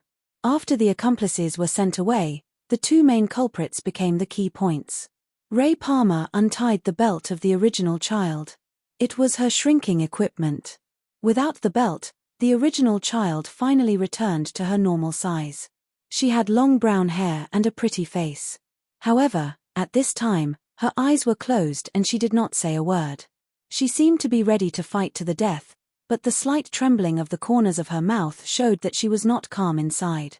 The evil version of the butler was much calmer. He looked around the Hall of Justice and compared the appearance of the heroes with the images in his memory. Although he had been on Earth for a while, It was the first time he saw the superheroes of this world face to face. A strange sense of confusion lingered in his heart. The completely opposite world made him want to laugh. However, his heart was as hard as stone. He quickly put away his messy thoughts and said to the original child in a cold voice, "Calm down. They are heroes with high moral standards. Our lives are completely guaranteed." After that, he showed a provocative smile, which roughly meant that they could kill him if they could. The people of the Righteous Alliance had a tacit understanding. They gave Batman space. "I can see the struggle in your heart. You have the ability to break the shackles. Why don't you do it?" The evil old butler's voice was somewhat bewitching. He looked at Batman curiously. The people of the Righteous Alliance did not react. If they could be bewitched by a few words, Batman would not be Batman. Thea was even more relieved. Among all the people and gods she had met, Batman's willpower was the best. It did not mean that the stronger the power, the stronger the willpower. It seemed to be inversely proportional. She was a good example. Ghosts, strangers, they all had low willpower. The longer you lived, the lower your willpower. It seemed to be an iron law of this world. Batman looked at the evil old butler curiously. "You don't know me." "Not at all. The one in that evil world should not be me. I thought it was the other me who had fallen. Now it seems that's not the case." He turned to ask Thea. Thea spread her hands indifferently. "That world is sealed by a higher power. I can't enter it anymore. Maybe there was an error in the transmission of the information. If you want to know more, magic can help you pry open his mouth." Batman thought about it carefully. "No, let me interrogate him alone." Then he pulled the evil old butler to the next room. The rest of the people could not help but look at the original children, but no one proposed to torture them. Women did not know much and participated in the core information. This was the common view nowadays. How many men were there in the heroes and how many women were there? How many men were there in the villains and how many women were there? How many men were there in the big bosses? Were there any women other than Thea? Women were looked down upon in this world, or rather protected. They were basically there as assistants. Except for the Atom Man, who was studying the original children's belts, the rest of the people were either resting or chatting with each other. For example, Olivier and Laurel, who had been lovers in the past, had all kinds of disputes. Now that they were in the same room, Sia felt that the relationship between the two of them was awkward. However, the two of them were chatting and laughing, and their conversation was quite good. Superman and the Flash also talked about the evil Kryptonians and the evil Ultralisks. Batman soon came out. He did not look too good. He took the original children away and interrogated them separately. When he returned to the hall, he took off his mask, put his hands on the table, and organized his words. Bruce Wayne in that world was shot when he was young. Now the person who rules Gotham is a guy called Night Owl, a member of the Wayne family that does not exist in this world. He is my brother. Thomas Wayne Jr. Night Owl's assistant is also Nightwing, the evil gang member Richard Grayson. In addition, a Kryptonian also landed there. His codename is Super Overlord, which should correspond to Superman, the Flash's Johnny Quick, the Green Lantern's Divine Ring, Diana's Super Queen, Neptune's Ocean Overlord, and Firestorm's Deathstorm. Chapter 950. Batman told her what he had learned. There seems to be another Luthor in that world, but he's not like them. He's even more evil and can use magic. Thea did not say anything. She felt that evil Luthor's magic was taught by evil Thea. As the vengeful spirit of God's predecessor, magic was really just a minor skill. "Everyone, the enemy has bared their fangs at us. If we don't strike first, doomsday will be waiting for us. Also, if the battlefield is on that Earth, we have less to worry about." Seeing that no one said anything, Thea had no choice but to take the lead. Starting a war would definitely affect her reputation, but she did not care about that. The enemy was already coming for them. They were not so pedantic and agreed to fight. However, none of them had any experience in fighting across dimensions, so they could only look at Thea. Like I said, the new gods in that dimension have another name, but let's call it Earth 3. She confirmed the target first. It's sealed by a powerful barrier. I can't get in. Diana, Superman, the Flash, and all the other superpowered heroes can't get in. The evil superpowered villains can't get out without special means. That's why they sent Butler Penneth as the vanguard. Batman nodded, indicating that he was aware of this information. However, his mind was sharp, and he quickly realized a problem. Who sealed it? We call him the Anti-Watcher. Actually, you should have seen him before. He was the one who was resurrected from the Black Lantern's power source on the darkest night, Thea answered. Batman immediately asked, is he more powerful than Darkseid? Thea took a long time to think about this question. Batman's question was too amateur, so she had to answer it in a more general way. Strictly speaking, the Anti-Watcher is far more powerful than Darkseid. Batman's eyes widened. Thea took another turn. The Anti-Supervisor is different from us new gods. We have a ceiling, and once we reach a certain level, we can't go any further. It's the same for me and Darkseid, but the Anti-Supervisor is different. He has no ceiling. Batman's posture was a little messy. How was he supposed to fight like this? However, he was very patient. He hugged his elbows and continued to listen. Thea frowned. That's like asking me whether an atomic bomb or an atomic bomb can kill. Darkseid and anti-surveillance are completely different. Darkseid is a conqueror. He wants all life to submit to him. How evil. The Flash whispered. The Anti-Watcher wants to destroy the universe. The more he destroys, the stronger he becomes. This one is even more evil. The Flash exclaimed again. Thea glared at him, and the guy finally shut up. You mean to say that this counter-supervisor is currently very weak? You want to kill him when he's weak?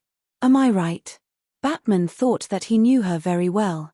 She must have her own reasons for putting so much effort into this. Thea denied. The anti-supervisor is not a threat to me.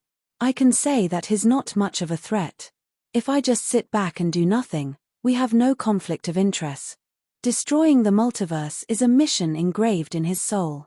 He's like a program, tirelessly destroying one universe after another. Every time he destroys a universe, he absorbs all the power of that universe. That's the source of his power. When all the universes are destroyed, he will enter a new form. Maybe it's a reboot, or something else. Anyway, I haven't seen it before. When he destroys the universe, I can hide outside the universe. I have this ability. I can take my family, friends, and everyone with me. But are you willing to do that? Are you going to sit back and watch the universe be destroyed while you run away? No one was willing to run away in the face of danger. Compared to his evil counterparts, the anti-supervisor was more of a threat. The heroes were full of sacrifice and had high moral values. Thea, who had broken moral values, was also the advocate. In the end, all of them approved the plan to invade Earth-3. Since the anti-supervisor only had a sliver of HP left, now was the best time to kill him. Even Batman thought that they could fight. But this was not a street fight. One Earth was going to attack another Earth, and countless preparations needed to be done. First, they needed to get first-hand information. Interrogation alone was definitely not enough. The main alliance needed someone to be the front line. Even the superhumans could not get through, and half of them would be eliminated. This mission. Batman was about to volunteer when he was interrupted by Nightwing. Bruce, Gotham still needs you. Let me go. As a heroine, Laurel was unwilling to pass on her responsibility. Green Arrow also volunteered to help. Even the Atom Man said that since the original children could come, it was only natural for him to go. He was very suitable for gathering information in his atomic form. The 5 superheroes talked about each other's strengths and weaknesses. They all wanted to take on this dangerous mission. They first eliminated Batman for the same reason. He was a tall tree that attracted too much attention, and it was good for him to be a behind-the-scenes commander. He could forget about charging into battle. After all, he was old and had not fully recovered from his injuries from the battle with Darkseid. Green Arrow was the second to be eliminated. She was already considered an enhanced person. Thea felt that she would not be able to get through. Besides, Star City could not do without her. The focus finally fell on Black Canary, Nightwing, and the Atom Man. Seeing that they were arguing passionately, Thea held her coffee cup and watched the show. She did not have the heart to interrupt. It was not until Diana poked her under the ribs that she spoke. "There's a small problem." Diana glared at her. Thea quickly changed her words. I haven't figured out how to get to Earth 3. Nightwing had the upper hand. As Batman's successor, he had an overwhelming advantage whether it was combat, reconnaissance, interrogation, or infiltration. If all three went, he would be the leader. If there was only one spot, it would be his. He did not expect Missy to come to a sudden halt. After arguing for so long, it turned out that there was still a problem. Was this a problem? "You guys have been trying for so long. Can't you find a way?" Sia smiled at Nightwing, who had an ugly expression on his face as he forced himself to swallow a mouthful of blood. She felt helpless as well. The mother box had already been sealed off on Earth 3. Even all interdimensional teleportation methods had been sealed off. Even her anchor amulet could not. The official Sister of Death could certainly ignore it, but she, as a reserve, could not. Then how did the two of them get here? One-way teleportation? Batman still had a lot of questions, but he did ask the main point. How did they invade us? They must have some means to get here, right? What about after conquering us? Will they go back? Batman turned into a million whys and threw a bunch of questions at Thea. Chapter 951. Thea could only answer them one by one. First of all, the two of them should have come here before the blockade. The anti-watcher was seriously injured at that time. He was in the interdimensional blockade. In terms of time, it was only a moment, but in that plane, the abnormal weather may last for several days. So, there will be a gap in his blockade. At that time, ordinary people can come here. In order to send our companions over, we have to break the blockade without alerting them. So, I'm stuck at this step. As for how they came here, I don't think it's important. After all, we're going to fight our way over. Why should we care what they do? Batman looked at her for a long time with a stern face. I think you'd better tell us. The hidden danger needs to be eliminated in time. You were the one who shouted that there should be no secrets in the couplet and forced me to reveal my identity. I remember it very clearly. Tell me your secret out loud. Superman thought that they should take precautions in advance. At the same time, Diana thought for a while and felt that they should make it clear. The Valkyrie meant that one person's wisdom was shorter than others. Perhaps there were details that she did not consider. Everyone should think of a solution together. Thea scratched her head. It's very troublesome. It will take a lot of time. I need to find two people. Batman said, Go ahead. I have a lot of time now. The young lady teleported away and returned to the Hall of Justice in less than half an hour. There was a man and a woman beside her. She first introduced the blonde man beside her. Well, many of you may know this gentleman. He is the Deputy Commander of the Sky's Eye Society, Mr. Steve Trevor. The item we will discuss later is currently in the hands of the Sky's Eye Society. Then she pointed to the woman on the other side. Barry has seen this lady before. She is Ms. Pandora. She has lived alone on Earth for thousands of years. She is a living legend. After that, she signaled Steve to open the box he carried with him. Superheroes had a good reputation. Steve was not worried about the safety here. He opened the metal box he carried with him. Wearing heavy gloves, he took out a dazzling golden skull. Damn it, you didn't tell me. This is what he brought with him. Pandora, who was still a little nervous, quickly pulled out two guns. It seemed that she was ready to fight another non-existent enemy. Thea comforted her and told her that it was safe here. There were no 7 deadly sins or the old wizard. Those were all her obsessions. Steve was also shocked by her. He thought that the woman was going to rob him. He stood in front of the golden skull, but his body did not touch it directly. Everyone in the Righteous Alliance was on their guard. However, they were different from the brats of the young Titans. They had long since passed the age of rashness. All of them were staring at Pandora. This story is a bit long, so I'll keep it short. She pointed at the golden skull, ignoring Batman's probing gaze. Thousands of years ago, this thing fell onto Earth. According to my analysis, its function is to act as a coordinate. There should be something similar on Earth 3. They work together to open a channel. What did you say? Before anyone from the Righteous Alliance could react, Pandora exploded.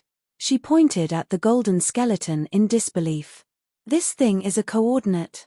Pandora's mental state was much stronger than it was at the same time in the original spacetime. At least, she was no longer entangled in the guilt of releasing the 7 deadly sins. However, she still could not accept that the culprit who caused her thousands of years of suffering was actually a coordinate. Thea also felt that it was ridiculous, but it was the truth. Those guys on Earth 3 were also stupid. Couldn't they have been more low-key when it came to teleporting coordinates? Couldn't they have disguised it as a stone and thrown it over? If they were afraid that the evil old butler could not find it, they could have made a locator or something. If they could teleport across dimensions, how could they not be able to locate it? In the end, these guys made a very flashy and evil golden skull shape. Later on, perhaps because they were too eager and used too much force, they threw it to this side of Earth thousands of years ago. It was seen by the old muddle-headed Shazon, causing Pandora to be the scapegoat of the world. Now, Pandora was sullen in her heart. When she understood the truth of the matter, she was about to vomit. However, serious illness required serious medicine. She still had to make it clear. This thing is just a coordinate. It has no other purpose. I can guarantee that everything that the wizard Shazon said was his subjective imagination. After saying that, she reached out to grab the golden skull. Steve shouted, "Be careful, it will bewitch your mind." Thea acted as if she did not hear him. She grabbed the skull in her hand. It was light and only weighed a few kilograms. The golden skull was one size bigger than a normal human skull, and there seemed to be a very evil red light in its eye sockets. It looked completely evil. No wonder the old Shazon thought that there was something wrong with it. Not only him, but since ancient times, this skull had fallen into the hands of many people. Many of the archmages, especially the evil archmages, had studied it. They all felt that there was a secret in it, but unfortunately, they did not find anything. Such a piece of technological equipment had been studied by a group of evil archmages. Naturally, it was contaminated with a lot of magic. After a long time, it had a bewitching effect on ordinary people. Thea wiped away the magic residue on it. This thing is modeled after the mother box. The specific effects are a little different, but the difference is not big. It is definitely a piece of technological equipment. Batman knew that he could try it. Without saying anything, he picked it up and studied it. After a long time, he said thoughtfully, "The technology here is very advanced. It will be difficult for me to crack it in a short time." Thea clapped her hands. She would leave it to him. It was a little difficult to enter without being noticed by the anti-surveillance team with magic and divine power. Technological equipment should be a good way. Steve saw that the people of the Alliance were looking at the golden skull like beating drums and passing flowers. His face was strange. "Miss Quinn, this thing, Commander Trevor, I will explain to the President. This is just the beginning. We still need to cooperate with several parties in the future." When the President was mentioned, the patriotic old young man Steve was defeated. Pandora knew that they were going to attack Earth 3. Filled with righteous indignation, she said that she would also join the battle and seek justice from the culprits who had harmed her life. Several technological heroes and Batman worked together to study anti-teleportation. Before Thea left, she called Batman again. "Tell Alfred to get ready. I think the Pentagon will most likely send him a message. You want the army to go too? How fresh. We can't just go with the 12 of us, right? There is also a government in that world. Without the cooperation of the military, we can't fight so many enemies. Not only the army, but all the heroes' forces, the International Justice League, the Alliance of Women, the Dark Alliance that Madame Shangju is forming, the Young Titans, and even the Suicide Squad and the Rogue Gang. I am going to pull them all." Chapter 952. In fact, the number of people participating in the war is not as many as you think. We can't send all of them. After all, the Earth here still needs to be protected. I can't go to war easily. Diana's power has exceeded the limit of the planet's battle. We don't know if the environment there is suitable for the Kryptonians. The 3 powerful Kryptonians on our side won't go there immediately. The Martian hunter is now focused on the Earth. He won't join the alliance. He won't go if the enemy doesn't come. You see. Thea explained to him while counting her fingers. In addition, the Green Lantern has no emotional supplement in that universe. There is no energy battery charging there. The 7 Lantern Corps is our important ally, but without emotional motivation, they are not as good as an American soldier. Batman's face fell. 4 of the 7 veterans could not go to war. The Flash was the only one who could fight. You mean to let ordinary superheroes take the lead? No, I'll think about the 7 Lantern Corps later. They have to participate in the war. The environment of the Earth there is not easy to judge. Now it's just a preliminary plan. Everything has to wait for the results of the investigation before it can be confirmed. This is a war, not a fight against street crime. She was not telling the truth. At her current level, she had a vague idea of many things. Besides, she had worn a white lantern before. Many seemingly mysterious matters had their own explanations. Every universe actually had its own operating laws. For example, the current universe was righteous. It had to be righteous. No matter how evil jumped around, it would definitely be defeated in the end. This was the rule of the universe. The 3 laws of the Earth were evil. No matter how hard the righteous tried, they would fail. If there was a large-scale invasion, Thea would have to spend a lot of effort to suppress the will of the world there. This was the main reason why she could not participate in the war in time. However, there was no need to say such things that would affect the world. Leaving Batman to ponder, she returned to the White House. The work of persuading her mother was unusually smooth. To be honest, when Moira first took over the presidency, she was a little desperate. It was similar to showing the true colors of a hero when the sea was turbulent. However, after the novelty, what was left was countless troubles and all kinds of emergencies. As the president, she was tired of dealing with them. Now that she heard that they were going to fight the enemy outside the country, she fully supported it. Superheroes had to wait for a while to consider moral factors, reputation, and a lot of other issues. As a politician, she did not have these burdens, especially when the enemy had sent an advance team. What else could she say? Fight, fight now, fight now. After communicating with a few important members of Congress, the results were very gratifying. As politicians, they were also under a lot of pressure. They were tortured by all kinds of aliens and bad guys every few days. What could they say now? Could he fight his way out? Support, of course they had to support. The voters did not care about justice. Of course, justice was the best. They only needed to know that they were on the stronger side.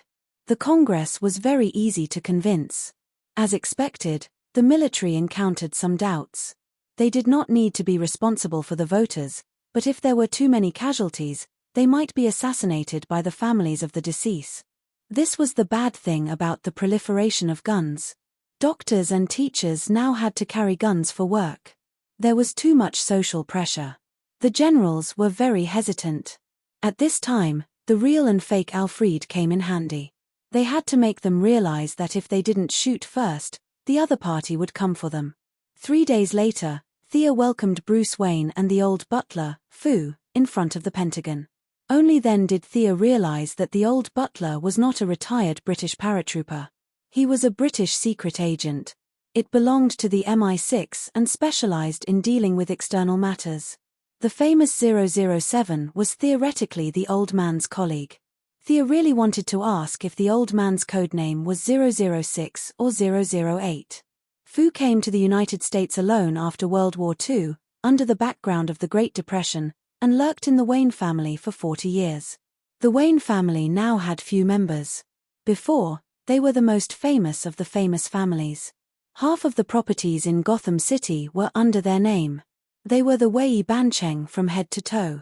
Sending an elite secret agent like the old butler to do undercover work meant that the British had prepared a big game of chess. Unfortunately, the empire on which the sun never set was a thing of the past. The old butler was not used. After that, because of his connection with the young Bruce, the two of them were like father and son until today. My identity won't cause any misunderstandings, right? Before entering the door, the old butler asked in a low voice. Thea assured the old man that there would be no problem. The relationship between the two countries had changed long ago. You can retire in the Wayne family. The old butler, Fu, was overthinking. The generals did not care at all whether he was a British secret agent or not. Of course, it was also because he was too old. Such an old man, and with Thea and Bruce's face, they could not search him and force him to answer. The military was more pressured than the White House and Congress. If they could not protect the citizens, what was the point of having them? However, in the face of all kinds of sudden disasters, it was useless no matter who was the leader. Louise's father, General Ryan, had been the Minister of Defense for 4 years and was about to have a nervous breakdown. Of course, they liked to fight the enemy, not be beaten by the enemy. Catching the enemy off guard, running into the enemy's house to kill and burn, was there anything happier in life? However, they could not just listen to rumors.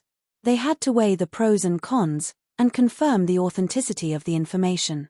The evil version of the old butler had been handed over to the Pentagon, and the military had their own methods of interrogation. Now that they saw the kind version of the old butler, the generals could not help but be amazed. It was not that they did not know about the parallel universe, but they had always felt that it was very far away.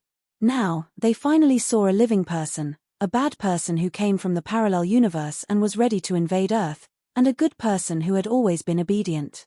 The two Alfreds had completely different personalities and temperaments, but they were both very capable. There was no doubt about that. After all, they were the top agents of their time, so Alfred could not be too bad. The generals had a rough idea. If the enemy wanted to invade Earth, then they had to fight. It was better to fight early than late. However, they were just support, and the decisive power was still on the side of the heroes. The reconnaissance of the advance troops was very important. Batman continued to study the reverse channel. It was not difficult to open it, but the difficult part was to open it without attracting the enemy's attention. Nightwing's job was to hide and investigate, not to invade. Batman's progress was not that great. Later on, after a discussion with the elders, they added Luther to the team. His intelligence was not to be underestimated. When he heard that they were going to invade another Earth, Baldy Luther was very interested and came to help with the rations. Superman emphasized that this was not an invasion, but a battle to defend their home against evil. Luther scoffed, but he did not argue with the Righteous Alliance. They could call it whatever they wanted. With the addition of Luther, Batman, and Mr. Excellent, the three most intelligent scientists on Earth worked together to decipher the Golden Skull at a much faster speed. Chapter 953. The anti-decryption work was carried out simultaneously with the mobilization of the military. Thea went to the universe alone to find help. Her sharp bugs could not be sent out to fight alongside the Earthlings. The bugs did not look righteous. Her goal was still the 7 Lantern Corps that Batman mentioned. Black and White Lantern Corps were actually their troubles. She had helped them a lot, and they had to contribute to the dimensional war. However, the Lantern Corps could not use the Lantern Ring in the parallel universe. After a few discussions, the 4 advisors of the underworld helped her solve this problem. The Lantern Ring was filled with countless emotions. It could replace the main energy source and provide energy remotely. It could purify the ring and provide ammunition support. Thea felt that this was a good idea. The 7 Lantern Corps had enough mid-range and low-range combat power, but they were completely lacking in high-end combat power. It would be difficult for her to deal with the anti-supervisor and the evil seer by herself, so she had to find a helper. After searching the multiverse for 2 days, she found the spirit. She went straight to the point and asked to destroy the eclipse. The spirit looked at her for a long time before saying, "Okay." Thea almost fell. Okay. I'm here to ask you to be my fighter. Why are you acting dumb? Now that she had the confidence, she would not be able to win if they really fought, but the gap was not as big as before. Are you willing to be my host?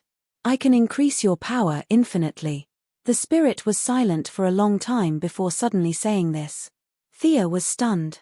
She actually thought about it. She had to admit that this was a very tempting offer. The spirit was limited by the strength of its host. The stronger the host, the more power it could unleash. If it chose Thea, who was half a level lower than it, as a host, it would be invincible. That would be practically invincible in the world. Their strengths were not added together, but multiplied together. By then, Darkseid and the Eclipse would not be a match at all. Thea's eyes were full of splendor. If she could merge with the spirit, she would not be afraid of Lucifer, the son of God. Unfortunately, the power did not belong to her. It belonged to God. Thea didn't have much ambition. She wouldn't stand on the road and shout, "Heaven doesn't cover my eyes, earth doesn't bury my heart." She just wanted to be herself. The road ahead was vast, but it was not a dead end. There was no need to walk the path of God. She sighed, her eyes full of regret. "I'm sorry, I just want to be myself. Let's talk about the heavenly eclipse." Ghost was still expressionless. He seemed to know that she would refuse, so he quickly changed the topic to Tianxia. "How are you going to deal with him?" Thea really wanted to say, "You go up and fight while I take advantage of you from behind." However, she also knew that this was not appropriate. The spirit boss just didn't want to talk nonsense. She wasn't stupid. She had done a lot of homework in advance, but she still wanted to know what kind of existence the heavenly eclipse was. "Does he have any weaknesses?" "Tianxia is the vengeful spirit of God. He is my predecessor. In his current state, he cannot use his full strength." Seeing that Ghost was about to reveal something, Missy immediately asked, "Why?" "His true body is still sealed in the heart of darkness." "Who sealed it?" "God." Thea was instantly speechless. However, she also cursed in her heart. The boss was very powerful, but his sealing skills were probably not up to standard. The seal was so weak. How could this guy escape? Ghost continued, "The heavenly eclipse will invade the negative emotions of life. You have to be prepared." Thea expressed that this was not a problem. Heroes were all strong-willed. They ate, slept, and fought against negative emotions every day. If the heavenly eclipse only had this ability, he would not be far from death. "Is the heart of darkness still there? Can we reseal it?" Missy was too lazy to gnaw on a hard bone. This was not a game. There was no drop from the first kill. It was dangerous and tiring. She really did not want to fight. If they could reseal it, it would be much easier. However, she also knew that it was not that easy. Sure enough, Ghost spoke again. "The heart of darkness is the heavenly eclipse. They are already one." Thea frowned. Did this guy mean that the seal would not work? The heavenly eclipse was sealed in the stone by Boss God. He could not escape, so he used a stupid method to turn the stone into a part of himself. She had to admit that this guy was very smart. What is the heart of darkness made of? Is there more in the universe? She continued to ask. How big of a deal is it? If it corrodes the small stone, we will find a bigger stone to seal it in. We will seal both the heavenly eclipse and the small stone together. If he continues to corrode, we'll just have to find an even bigger rock. We will have enough stones. Let's see who can outlast the other. Ghost's eyes were filled with uncertainty. The heart of darkness is a supreme creation. It will not be left in this world. I advise you to give up on this plan. As long as it is separated from the host and no life forms come into contact with it, it will be fine. Thea had reservations about his words. If it was really a special stone, how could it be corroded from the inside by the heavenly eclipse? Putting herself in his shoes, God was so busy. He probably did not care about the heavenly eclipse. He casually took a stone and sealed it. Done. Done. Ghost's plan was not a plan at all. Just separate the heavenly eclipse from the host and bury the heart of darkness in a hole. That was it. Whoever picked up the Heart of Darkness in the future would be unlucky. All the heroes gathered again and summoned Great God Seer again. They formed a team and started fighting again. Fight every century until the end of the world. It had to be said that this cycle was too boring. She asked Ghost a few more questions, but he did not provide much information. However, Thea could tell that this guy had been fighting the heavenly eclipse for countless years. He won more than he lost. Ghost was very confident in the battle between the previous and the current. Thea felt that he had too few opponents of the same level. He had nothing better to do. After 100 years, he would turn a blind eye and let the heavenly eclipse possess him. After that, he would have his fun. She was relieved to leave the heavenly eclipse to Ghost. However, she estimated that the anti-supervisor would appear at the critical moment, so she had to find a helper. Parallel universe. According to the non-famous division, this should be Earth 10, which could also be called Earth X. Because Carl Air landed in Czechoslovakia, Germany won World War II, and history changed beyond recognition. However, in the mother box of the new gods, this was not the division. They had their own way of naming. Countless apocalypse demons descended on this universe. Because they were afraid of a certain big boss from Earth, they went around Earth and went far away. Pu. The Great Plains wolf killed the resistance with an axe. He wiped the blood splattered on his face and enjoyed the enemy's hateful gaze. This was not because he was despicable. If he did not get scolded every day, he would feel uncomfortable. It was because the divine position required him to do so. Create hatred and absorb hatred. Hatred was the source of the Great Plains wolf's power. Chapter 954. The battle on Earth, the battle on the Apocalypse Star, the battle in Hell, and so on had caused the Wasteland Wolf's divine power to reach rock bottom. In order not to drag nephew Gu down, or to prove that he was still useful, he seized every minute to stir up trouble. The more hatred he accumulated, the faster he recovered. The continuous battles gave him a vague understanding. He seemed to have touched the position of the god of fear very vaguely. In order to become stronger, he waved his big axe vigorously. He didn't need the help of the soldiers. He killed the people who resisted with his axe, leaving corpses everywhere and blood flowing like a river.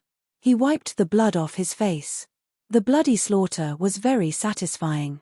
It cleared his mind and restored his confidence. Apart from those cheats, he was still the Wasteland Wolf who dominated the world. He bent his knees slightly and held his axe with one hand. He clenched his other hand into a fist and punched his chest. He howled to vent his frustrations. Ah! Cough, cough. Halfway through his shout, he saw a portal open beside him. A beautiful goddess dressed in black appeared beside him, looking at him curiously with her spirited eyes, as if he was a retard. The Wasteland Wolf felt his breath catch in his throat. He almost vomited blood. He wanted to turn around and curse, or even fight, but he didn't dare. He could only stay on guard with an ugly expression. By the way, are you practicing martial arts here? Thea looked at the corpses on the ground that the Wasteland Wolf chopped up like melons. These creatures were hairy and looked like spiders on Earth. However, they had 4 legs, long fangs, and hairy legs. They had nothing to do with beauty. She pursed her lips. With such ugly looks, the heroes on Earth probably wouldn't come here to seek justice. This world still cared about appearances. I have something to discuss with Darkseid. Help me ask him out. She sounded like she was talking about something trivial. The Wasteland Wolf didn't dare to agree on his boss's behalf, but he couldn't refuse. He could only say that he could pass the message. This was considered safe. Whether Darkseid agreed or not, she couldn't eat him. He wanted to know more. The goddess of death was willing to work with the evil lord. There must be a huge benefit behind this. Seeing that Thea didn't show any hostility, he quickly thought about it. He wanted to know more. What do you want to talk about? He asked in a strict manner. The anti-life equation. Thea's words were shocking. As the oldest new deity, the Wasteland Wolf's strength was a bit weak, but his knowledge was not ordinary. If it was a great warlock, the kindly grandmother and the others most likely wouldn't know what the anti-life equation was, but he knew. You actually know about this. Do you know where it is? He asked anxiously. Thea smiled faintly. Why? Do you want to snatch it too? Her words were vague, but the meaning behind them was the same. You're not worthy. The anti-life equation is also very useful to you, right? Why don't you keep it for yourself? The Great Plains wolf put himself in his shoes. If he knew this news, he would definitely snatch it without a second thought. Firstly, that thing is too dangerous. Secondly, it's too dark and doesn't fit my path. Sia was telling the truth. She really did not want to touch the anti-life equation. This was an ultimate power of destruction extracted from the depths of the anti-universe. If her death was mixed with it, then an earth-shattering dark demon that could destroy the multiverse would definitely rise. She had a clear understanding of what kind of power she could and could not take. She had already walked far enough down the path of darkness. If she was given the anti-life equation, her path would be dark all the way. In order not to lose herself, it was better to take back some of it. Her goal was to obtain the anti-life equation that was filled with positive energy. It was not easy to obtain the anti-life equation. Even if she obtained it, Darkseid was not compatible with it. The slightest mistake could lead to a tragedy. She would just let Uncle Da study it. I know Darkseid is worried. Tell him we can meet in hell. Thea teleported away after she finished speaking. After learning this earth-shattering news that could change the balance of power in the multiverse, the Great Plains wolf could not be bothered to kill anyone. He excitedly opened the mother box and returned to Revelation Star. He was quite clear about his position, so he told Darkseid everything that had happened without missing a single word. The anti-life equation. Darkseid valued this news more than the Great Plains wolf expected. The evil lord revealed a thoughtful expression in front of his subordinate. Just like Thea, Darkseid had no room for improvement. He studied the experiences of his predecessors and compared them in an attempt to find his own path of development. In the original timeline, Darkseid had his eyes on the god of death, but he had not made any progress. In the end, he gritted his teeth and plotted to kill himself so that he could cultivate again and be resurrected. However, he had not made any progress. In this timeline, he would not do such a thing again. He did not have many choices, and the anti-life equation had always been at the top of his list. However, ordinary people had never heard of such a creation of the laws of the universe. There was also no forum specially designed for the big shots for them to communicate and consult, chat, and exchange what they needed. A few of the big shots were holed up in their own places. Who knew who had the life-reversing equation? Unless Darkseid was strong enough to subdue all 8 regions in the god's domain. Of course, this was impossible. Other things aside, he could not even defeat the supreme ruler of hell, Lucifer. He was no match for him. For the sake of the anti-life equation, he was prepared to attend the meeting. Your Majesty, the goddess thinks that the equation is very dangerous. Shouldn't you be more careful? The Great Plains wolf had calmed down. He looked at the anti-life equation with caution. He felt that his boss was a little reckless. Was power more important than life? Darkseid waved his hand, indicating that there was no need to say more. Of course, he knew the danger. The two paths were completely different. The anti-life equation was suitable for the anti-watchers, so it was not suitable for him. However, he had no choice but to take a look at it first. However, there was no need to discuss this with his subordinates. He sent the Great Plains wolf to be the vanguard. He did not dare to go to a place like hell with his main body. Thea probably did not dare to go there either. Choosing to meet here was very suitable. Even if they did not come to an agreement, they would not fight. The boss of hell was too strong. The Great Plains wolf rushed to hell alone. This was an unofficial meeting between the bosses of hell and the Apocalypse Star, so they still had to keep it a secret. The aura of hell was chaotic, and the air was extremely hot. Even a new god like the Great Plains wolf felt uncomfortable here. According to their previous agreement, he crushed a talisman to inform the other party that he had arrived. Not long after, the blood-red portal opened, and an extremely gorgeous female demon walked out while stroking her hair coquettishly. Chapter 955. The female demon was extremely beautiful. She sized up the wasteland wolf playfully, her gaze sweeping across his chest and arm muscles. She giggled and said, "Welcome to hell, commander of the Apocalypse Star. I am Miscanthus, the lord of the city of the dead." The wasteland wolf couldn't help but take another look. She had a name and a territory. This was a great demon. She didn't seem very strong. Her thin waist wasn't even as thick as his arm. However, he didn't underestimate the female demon. When it came to scheming, no one would dare to say they were the best. Moreover, this was hell. With the blessing of hell's will, one's combat power would increase exponentially. One couldn't just look at the surface. He said in a muffled voice, "Where are we meeting? Are you from the goddess of death?" Miscanthus didn't admit or deny it. He tacitly agreed. The underworld was starting to add sand to hell. The wasteland wolf was impressed by the beautiful lady's ability to scheme. The Apocalypse Star was not afraid of hell, but even the villains were divided into factions. Demons were greedy and could not be killed. Darkseid had once publicly declared that he hated demons, especially those who were ranked at the top of the Apocalypse Star. The meeting place isn't far from here. It's the territory of the eldest son of the three palaces, the black gold flame emissary, Belial. Miscanthus opened another portal. The wasteland wolf checked that there were no problems and walked in as well. The meeting place wasn't big. It was just a small palace. Although the underworld and the three palaces had fought, the demons only cared about benefits. After a few negotiations, they had formed a tacit understanding with the eldest son of the three palaces. It was very cliché to help the older brother deal with the younger brother.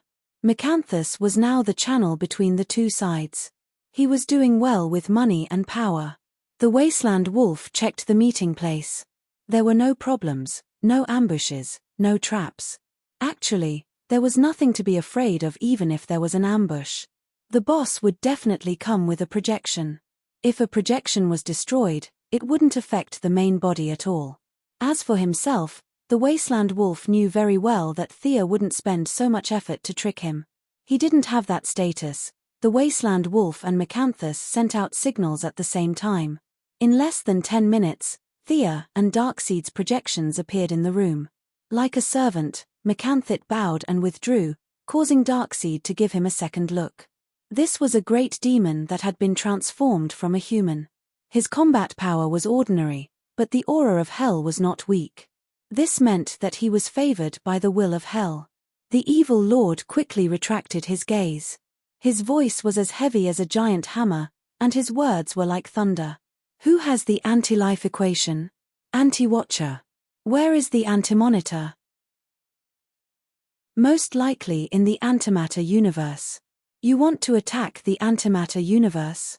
Their conversation was concise and comprehensive, with questions and answers, testing each other's bottom line. For example, Darkseid knew that Sia did know about the anti-life equation and did not lie to him. No matter what the final result was, at least this trip was not in vain. Thea had also confirmed Darkseid's desire for the anti-life equation, to the point that he was determined to get it. Now, the two of them had a basis for cooperation. "The anti-watcher has just revived," Darkseid nodded. "I saw your battle in the timeline. Was that when you sensed the anti-life equation?" Thea did not expect him to be able to fill in the blanks on his own. She immediately admitted it. "Yes, it was then. That power that can destroy everything is really terrifying. We still have a chance now. The anti-monitor is very weak. If he destroys a few more parallel universes, his strength will change drastically. By then, we won't be his match at all. The other party had something they needed. Before he recovered his strength, they could kill him together and happily split the spoils." This was something that Darkseid did not feel pressured at all. However, he wanted to know what role Thea played in this matter. What could she gain by putting in so much effort? Would she be prepared to benefit from the fight between the snipe and the clam? What can you gain from this? Not only did he want to know, but he also asked. Thea's expression was calm. She reached out and snapped her fingers. There was a flash of light, and the image of a woman appeared. Who was this? Darkseid took a closer look and realized that this was Thea's counterpart. He despised her in his heart. She was a new god that had ascended from the material world. She actually had a counterpart. He did not have such trouble. There was only one Darkseid in the entire universe. But Darkseid's eyes could look directly at the source of matter. That was the Omega effect. He used a little of the Omega effect to trace the source and immediately found something strange. The woman in the image was very powerful. She was so strong that he felt a little uneasy. Could he beat her? Was the counterpart of the goddess of death this powerful? This was too illogical. Was she the daughter of the creator? Darkseid thought too much when he thought about how Thea had reached her current level in just a few years. Could it be that they were essentially the same entity, a higher-level being who had separated for some reason? Now, she wanted to regain the lost part of her origin. Was that why she was not interested in the anti-life equation? The more he thought about it, the more it made sense. In fact, the Great Plains wolf was not the only one who was unhappy. Darkseid was also under great pressure. At the rate Thea was leveling up, it would only take a few years for her to catch up to him. This was a huge blow to Darkseid's confidence. If she had descended from a higher plane, then everything would make sense. It was not inconceivable for a powerful being to experience life. As for whether she had gone too far or was part of the game, Darkseid did not want to know. Thea did not know what Darkseid was thinking. She waited quietly for the result. You want to get rid of your counterpart, and I'll deal with the anti-watcher. Is that right? Darkseid wanted to confirm. The two of them would fight on their own without interfering with each other. This would prevent the other from attacking, and it would be easier to collect the spoils after the battle. This was the ideal situation. That's right. As long as the anti-watcher appears, he'll be yours. Of course, if you can't beat him, I can help, but you'll need to increase your leverage. What if he runs away? Darkseid was not sure how confident he was in defeating the anti-watcher. Considering his current pitiful state, he was still confident. However, if the anti-watcher ran away, it would be troublesome. Darkseid's large body showed that he was not good at speed. At least, he was not good at speed among those of the same level. I can stabilize time and space. He won't be able to run away. Thea felt that she had to do something while watching the two bad guys fight to the death. This mission of stabilizing time and space was not bad, so she immediately took it on herself. As for the evil world's consciousness, it had little influence on Darkseid and the anti-watcher. Besides, it was hard to say whether Darkseid or the anti-watcher was more evil. Chapter 956. Darkseid felt that Thea's task was too easy and unfair to him, but he suppressed his displeasure when he thought about the importance of the anti-life equation. Mage-type gods were rare, especially those like Thea. Her understanding of space and time was far greater than Darkseid's. If she could seal the space, she would definitely be able to prevent him from escaping. If she turned hostile after the battle and refused to let him leave, Darkseid was not worried at all. He was strong enough to break through all space barriers. If worse came to worst, he could flip a table and shatter a planet. He had no qualms about doing so. There was definitely a risk, and it was not a small one.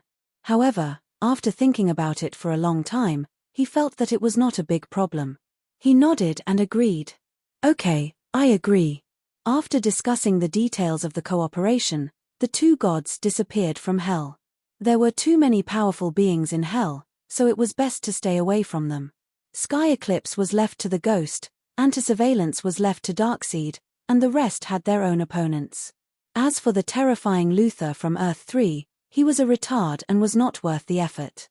After counting the enemies and matching them up, she found that the arrangement was very good. The young lady basically had nothing to do in this battle. At most, she would help out when someone was in danger. However, she did not slack off. It was always right to be prepared. She had discovered a problem when she fought First Light the last time. Her instant death attack lacked a surprise attack. Unlike the Black Death Emperor, who could easily wipe out a large number of enemies, she needed to prepare a few seconds in advance. This problem was not obvious when dealing with low-level enemies, but it was very frustrating when dealing with enemies of the same level. They were not blind, so they could always dodge. No matter how powerful an instant death attack was, it was useless if it could not hit the enemy. She needed a way to kill the enemy without drawing her sword. Improving one's level was the most effective way, but unfortunately, she did not have the time. Her foundation was already weak, and she lacked further enlightenment. This path was useless. Her mind wandered, and she quickly came up with a solution that was not a solution. After returning to Hell, she mobilized a large amount of human and material resources to create a scabbard in the place where the aura of death was the thickest. She had originally planned to make a scabbard where she could place the night sky sword to absorb the aura of death. Then, she could take it out and kill the enemy with one strike. Unfortunately, it did not match her style. Her long sleeves were fluttering in the wind, and she was carrying a sword sheath on her back. It was very eye-catching and beautiful. Now that she was carrying a cloak and a long robe, it was neither fish nor fowl. She could only compress it further and turn it into a sword sheath. Their effects were about the same, but the only problem was their durability. The death energy provided by the sword sheath might be able to launch 3 sure kill attacks, but the scabbard could only provide 2. However, she reckoned that this should be enough. If she couldn't kill an enemy with 2 strikes, she wouldn't be able to kill him with 3 strikes either. The ghost didn't say what kind of material was suitable to seal the heavenly erosion. Thea found a few huge stones from the underworld that looked abnormally sturdy. They were also resistant to high pressure, corrosion, and magic. She kept them in her space as backup. Maybe one of them would come in handy. His daily research on the two-dimensional world was still fruitless. His spiritual feelers entered that world, and then what happened? Thea didn't know what to do either. She didn't have anyone to refer to, and it was a very painful thing to think about. In order not to affect Diana's future development, she did not tell her lover and could only think about it on her own. In the end, she couldn't figure it out. She decided to find someone to ask. Lucifer was impossible. This son of God was a god in his own world. He wouldn't come out even if the universe exploded. Big Brother Fate was strong enough, but this guy was always hiding from her. The remaining Watchers and Anti-Watchers seemed to be immeasurably powerful, but they were actually a bunch of high-level puppets. Thea didn't care about them at all. The Anti-Watchers aside, the Watchers seemed to be able to destroy the universe and record everything that happened in it. However, they were inseparable from the universe and were one. As long as the universe existed, the individual Watcher would exist. When the universe perished, so would the Watcher. When the universe evolved into the age of science and technology, the Watcher would be full of sci-fi vibes. If the universe evolved to the extreme of cold weapons, the Watcher would be an armored giant. Thea even felt that they didn't have the concept of self. They were completely different from her and Darkseid, who had their own emotions. They were like living programs. She would rather die than walk down this path. After eliminating those who had the ability to create the universe but ignored her, she only had one person left in her mind that she could ask. This person didn't live far away, but she hadn't made up her mind to contact him. It wasn't heaven or hell, and it wasn't some strange place. The person she was looking for was on Earth, in the metropolis. This place was only one stop away from the Daily Planet. It was the first choice for the city's poor. The security was good, and the rent was cheap. Other than the fact that the population was a little mixed, there was basically nothing wrong with it. When Superman first came to the metropolis, he lived here for a long time. The rent wasn't expensive, and it was close to the newspaper office. He only moved out after he got married to Louise, a fair, rich, and beautiful woman. Thea wasn't looking for him today, nor was she looking for something he left behind. She was looking for Superman's former neighbor, an old woman. When she found her, the old woman was drying clothes on the rooftop. Her hair was white, and her face was full of wrinkles. She wore a green t-shirt that was a little loose and didn't fit her body well. When the old woman turned around and saw Thea, she was shocked. Even if she didn't dress up, Thea's clothes were still of the best quality. Although this area wasn't considered a slum, no one would wear such expensive clothes. Do you need something from me?" the old woman said hesitantly. Thea looked at her from head to toe and seemed to be relieved. I know you, the princess of the fifth dimension. Don't you have any power now? After her biggest secret was exposed, the old woman was shocked at first. Then, she became calm as if she had accepted her fate. She chuckled as if she was mocking herself. She wiped her hands with a towel. Since the other party knew her true identity, she was not afraid. She continued to hang the clothes as usual and was busy for half an hour. Thea didn't say anything. Her eyes were constantly observing the old woman, not letting go of any of her small movements. Don't look, young lady. Or according to your people here, you're a god or something. I'm just an old woman now. I don't have the power you're worried about, the old woman said bitterly. Do you want to have a drink, young lady? The old woman took out a bottle of beer from the pile of clothes and invited her. Thea wouldn't drink her food no matter how low her guard was. She shook her head and refused. Chapter 957. The old woman shook her head as if nothing had happened. She sat at the side tiredly, tilted her head, and started drinking. Thea casually summoned a chair and sat opposite her. The distance between them was neither too far nor too close. She still maintained her vigilance and did not let her guard down. Seeing her casually pull a chair out of the void, the old woman's eyes lit up. You're such a busy person. Why are you looking for me? I want to know how to upgrade a two-dimensional world to a three-dimensional world. She answered casually, as if she was discussing family matters with the old woman. Knowledge is priceless. Besides, I feel that you're completely different from us. The old woman said with uncertainty. I'm sorry. I'm just an ordinary person in this world. I'm afraid I can't help you. If you still have your power, can you upgrade a two-dimensional world at will? Of course. Then how did you do it? I don't know. After talking for a long time, Thea was a little depressed. The old woman's attitude was sincere. She chose to avoid some questions, but she basically did not lie. Perhaps she was not good at lying, or perhaps the pride of a fifth-dimensional person made her disdain to lie. I really don't know how to describe this process in your language. The old woman held it in for a long time as if she was constipated. She could not think of a word even after racking her brains. The old woman was not a top student. Her intelligence was average. Even her English sounded like a country bumpkin. Forget about French or Chinese, she did not know how to speak at all. The vocabulary of the English language was too small. Thea was confused by the few strange words that were repeated over and over again. I'll let you see my memories. Maybe it will help you, the old woman said. Thea was silent for a long time. She could not accept this gift without a reason. This was related to her bottom line, the trade deity position, and even karma. She had to ask clearly. What do I need to do? The old woman was also silent for a few minutes. You need to hear my story. Damn. Thea cursed silently. Listening to her story was tantamount to karma. Of course, according to the logic of the fifth-dimensional people, she had entered the story of the fifth-dimensional princess. She was not the silly Superman from the original space-time. For the sake of a two-dimensional world, should he get involved in this mess?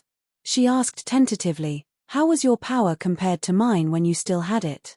The old woman glanced at Thea. The disdain in her eyes was concealed, but Thea could still see it. You're thinking too much. To us, the main character of the story is someone else. Everything has already happened and is destined. You're just a dispensable participant. The old woman's words were very vague, but Thea understood. As long as he was not the main character, it was fine. As for whether the main character was Superman or not, she did not care. My name is a bit long for you, and it doesn't mean much in your language. My name is Giz Pietrini. Before she could finish her sentence, the entire world began to shake. Ordinary people would not notice it, but Thea noticed it immediately. She hurriedly waved her hand to block out the sound in this world.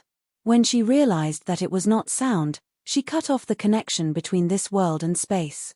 Only then did the tremors subside. Amazing. She glanced at the old woman. She was so powerful even before she finished her name. The fifth-dimensional people were indeed worthy of their reputation. The old woman was a little dejected. Well, the name doesn't mean much here. For the sake of convenience, you should call me Madam Ni. After all, I'm an old woman. Thea readily followed her advice. Madam Ni, please continue. The fifth-dimensional world is beyond your imagination. A long time ago, it was a place that was infinitely close to the past and could never reach the future. It was far away, yet close at the same time. The old woman stood up. Her withered body spoke and gestured like a fool, but Thea knew that she was choosing her words carefully. There was a fifth-dimensional kingdom full of fantasy and wonder called Raf. I won't say the full name of the kingdom.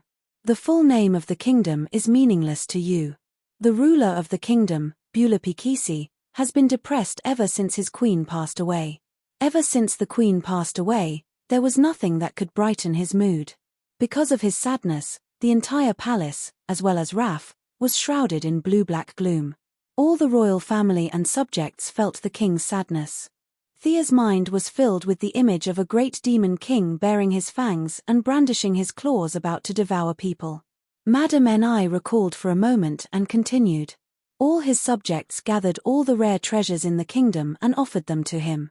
His most beloved daughter talked to him every day, but none of them could make him smile again. This included his court magician, Lord Venidicott. He conjured up rigid procedures, dull concepts, noisy rules, and pale examples. All of these made the king sleepy. Thea pursed her lips and did not say anything. This old woman's story was not objective at all. This so-called court magician was described as worthless by her. It was obvious that there was a personal factor at play. Until one day, the old woman's eyes were filled with vigor. A young man came to the palace. Although he was dressed shabbily, he had an extraordinary presence. His charming smile seemed to be able to make the stars blink. Thea rolled her beautiful eyes. Sure enough, the story developed as she expected. The old woman's eyes were intoxicated as she said, "The charming young man is guaranteed to make the king laugh." The court magician, Winidicott Wilkes, is very disdainful. "What is that young man's name?" Thea asked. "Thea, you can think about it." The old woman's affectionate voice gave Thea goosebumps. If he remembered correctly, this guy was the #1 troublemaker in the DC universe. The young mistress insincerely praised a few words like good name and so on. The old woman continued, "The enigmatic Pietrico did not play with those traditional tricks. He took off his hat and pulled out a projection of the universe, a curled-up multiverse. He was like an energetic, tireless elf. He played those people in the universe in circles and finally welcomed the king's laughter." Thea knew very well that this so-called amusing king was the story of the troublemaker and Superman. Superman was turned into a boss in a dungeon, and the troublemaker's various strange ideas and Superman's quick-witted responses. From a bystander's point of view, this story was indeed quite amusing. Then you two fell in love? With Mr. Venidicott. Thea felt that the old woman's taste was quite good if she could fall in love with a super joker. Chapter 958. Yes, our love spread throughout the kingdom and finally aroused the wrath of the jealous. The court magician, Winidicott Will. He launched a desperate revenge and stole the kingdom's divine weapon, the fantasy machine, the nihility treasure robe, and the multi-trillion blade spear.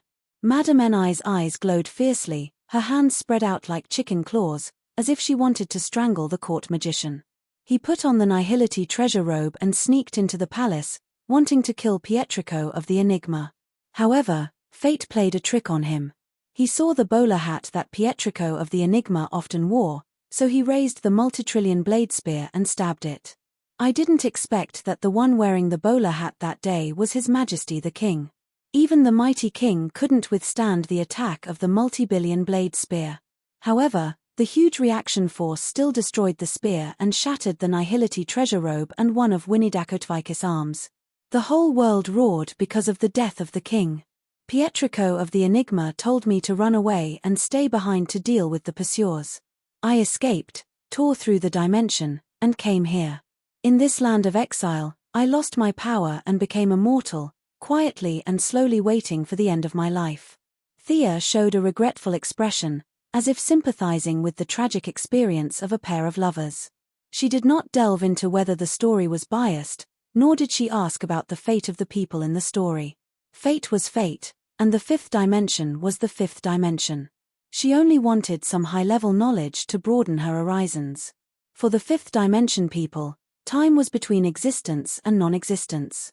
The story of Superman and the Troublemaker had not happened to Superman and Thea, but from the perspective of the fifth dimension people, it was actually something that happened many years ago. Thea touched Madame Ni's forehead and began to read her memories.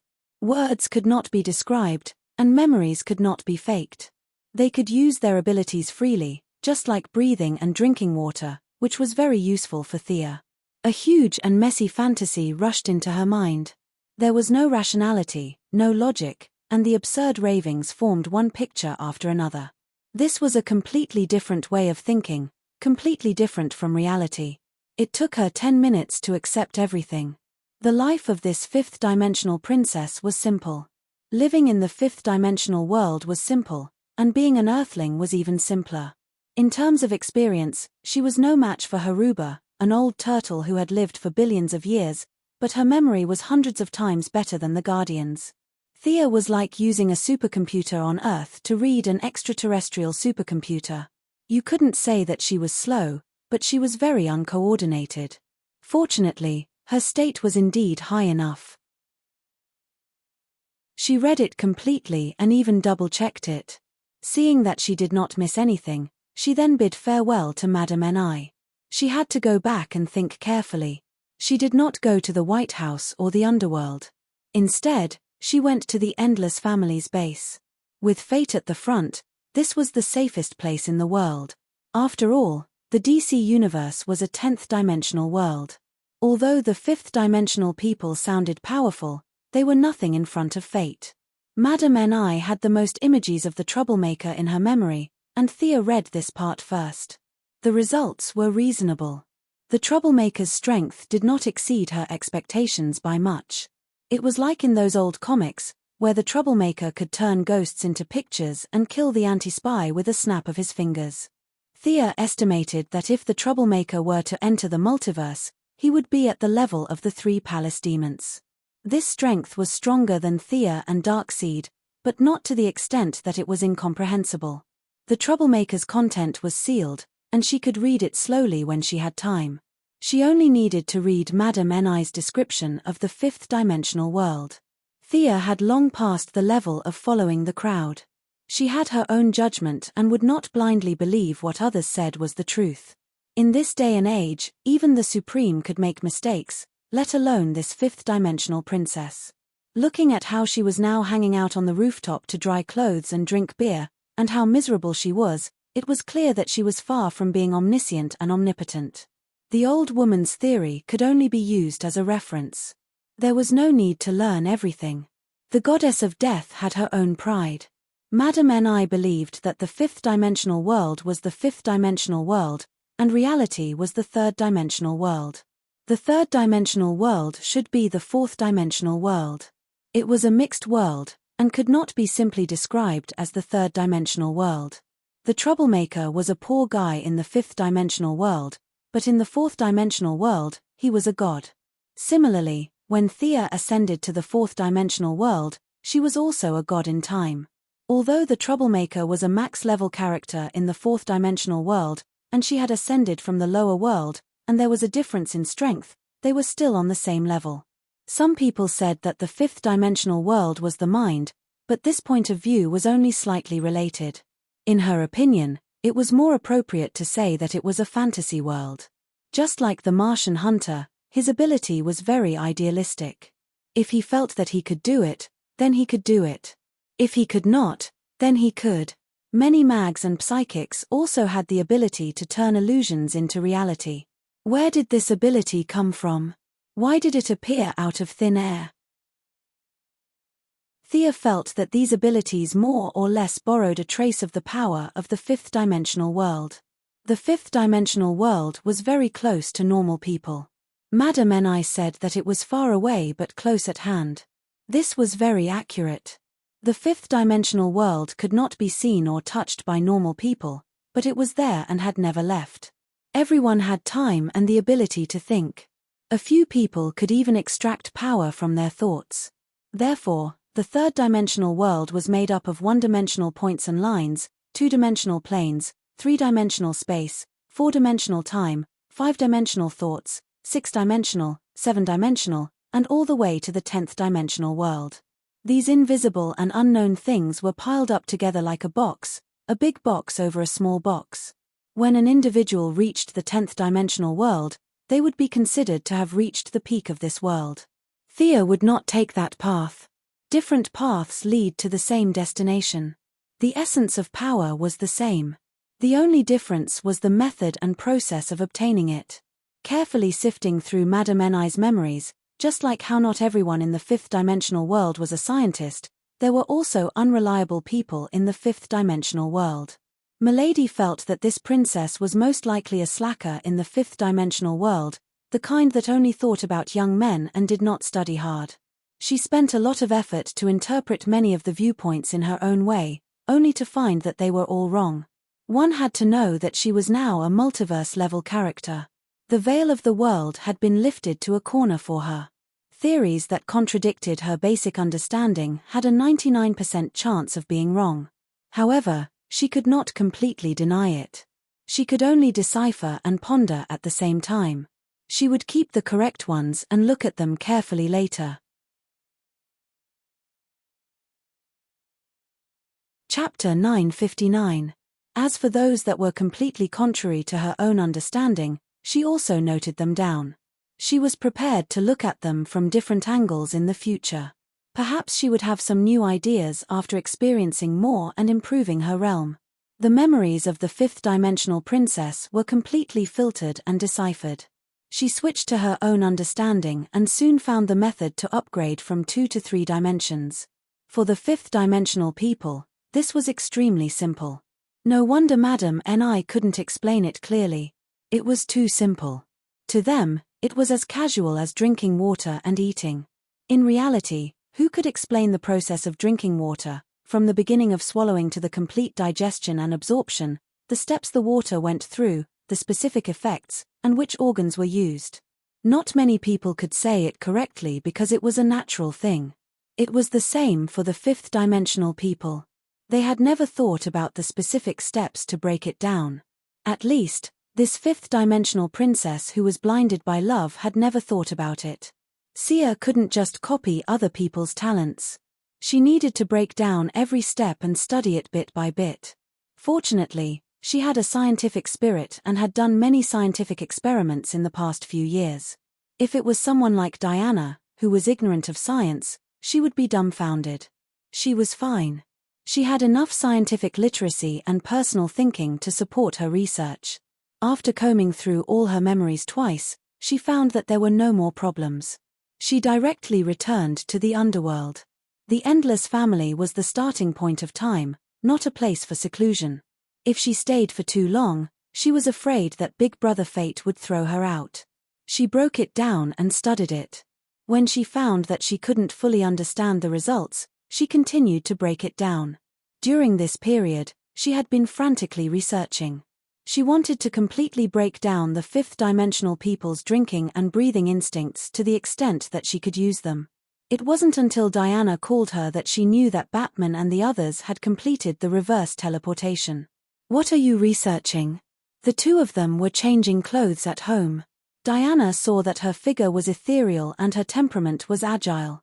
She had an illusory feeling, as if she could leave the material world at any time. Diana was a little worried. Thea was also a little helpless. She had researched for half a month. This job was more troublesome than she had imagined.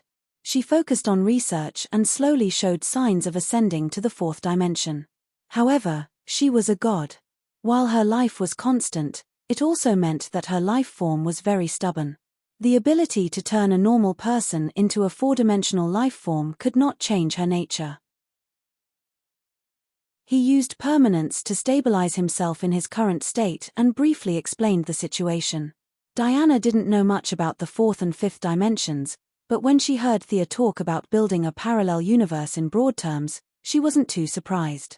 From her perspective, her lover was very good at tormenting, in various senses. It was normal for him to do something earth-shattering. The two of them arrived at the Hall of Justice. Originally, the Watchtower space base was the most suitable place to conduct such secretive activities, but when they found out that the advance party was going to head to Earth 3 today, not only the Righteous Alliance, but the other factions also sent representatives to observe.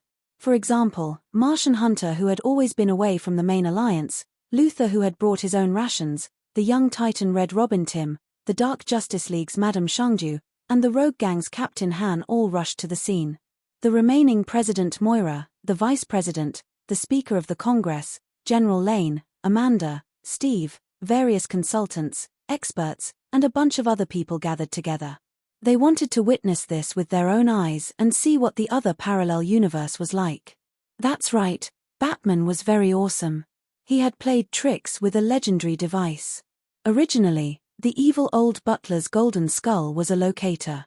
It opened the channel and was done with a bang. Now, it had been magically modified with a lot of advanced technology from Luther and Batman.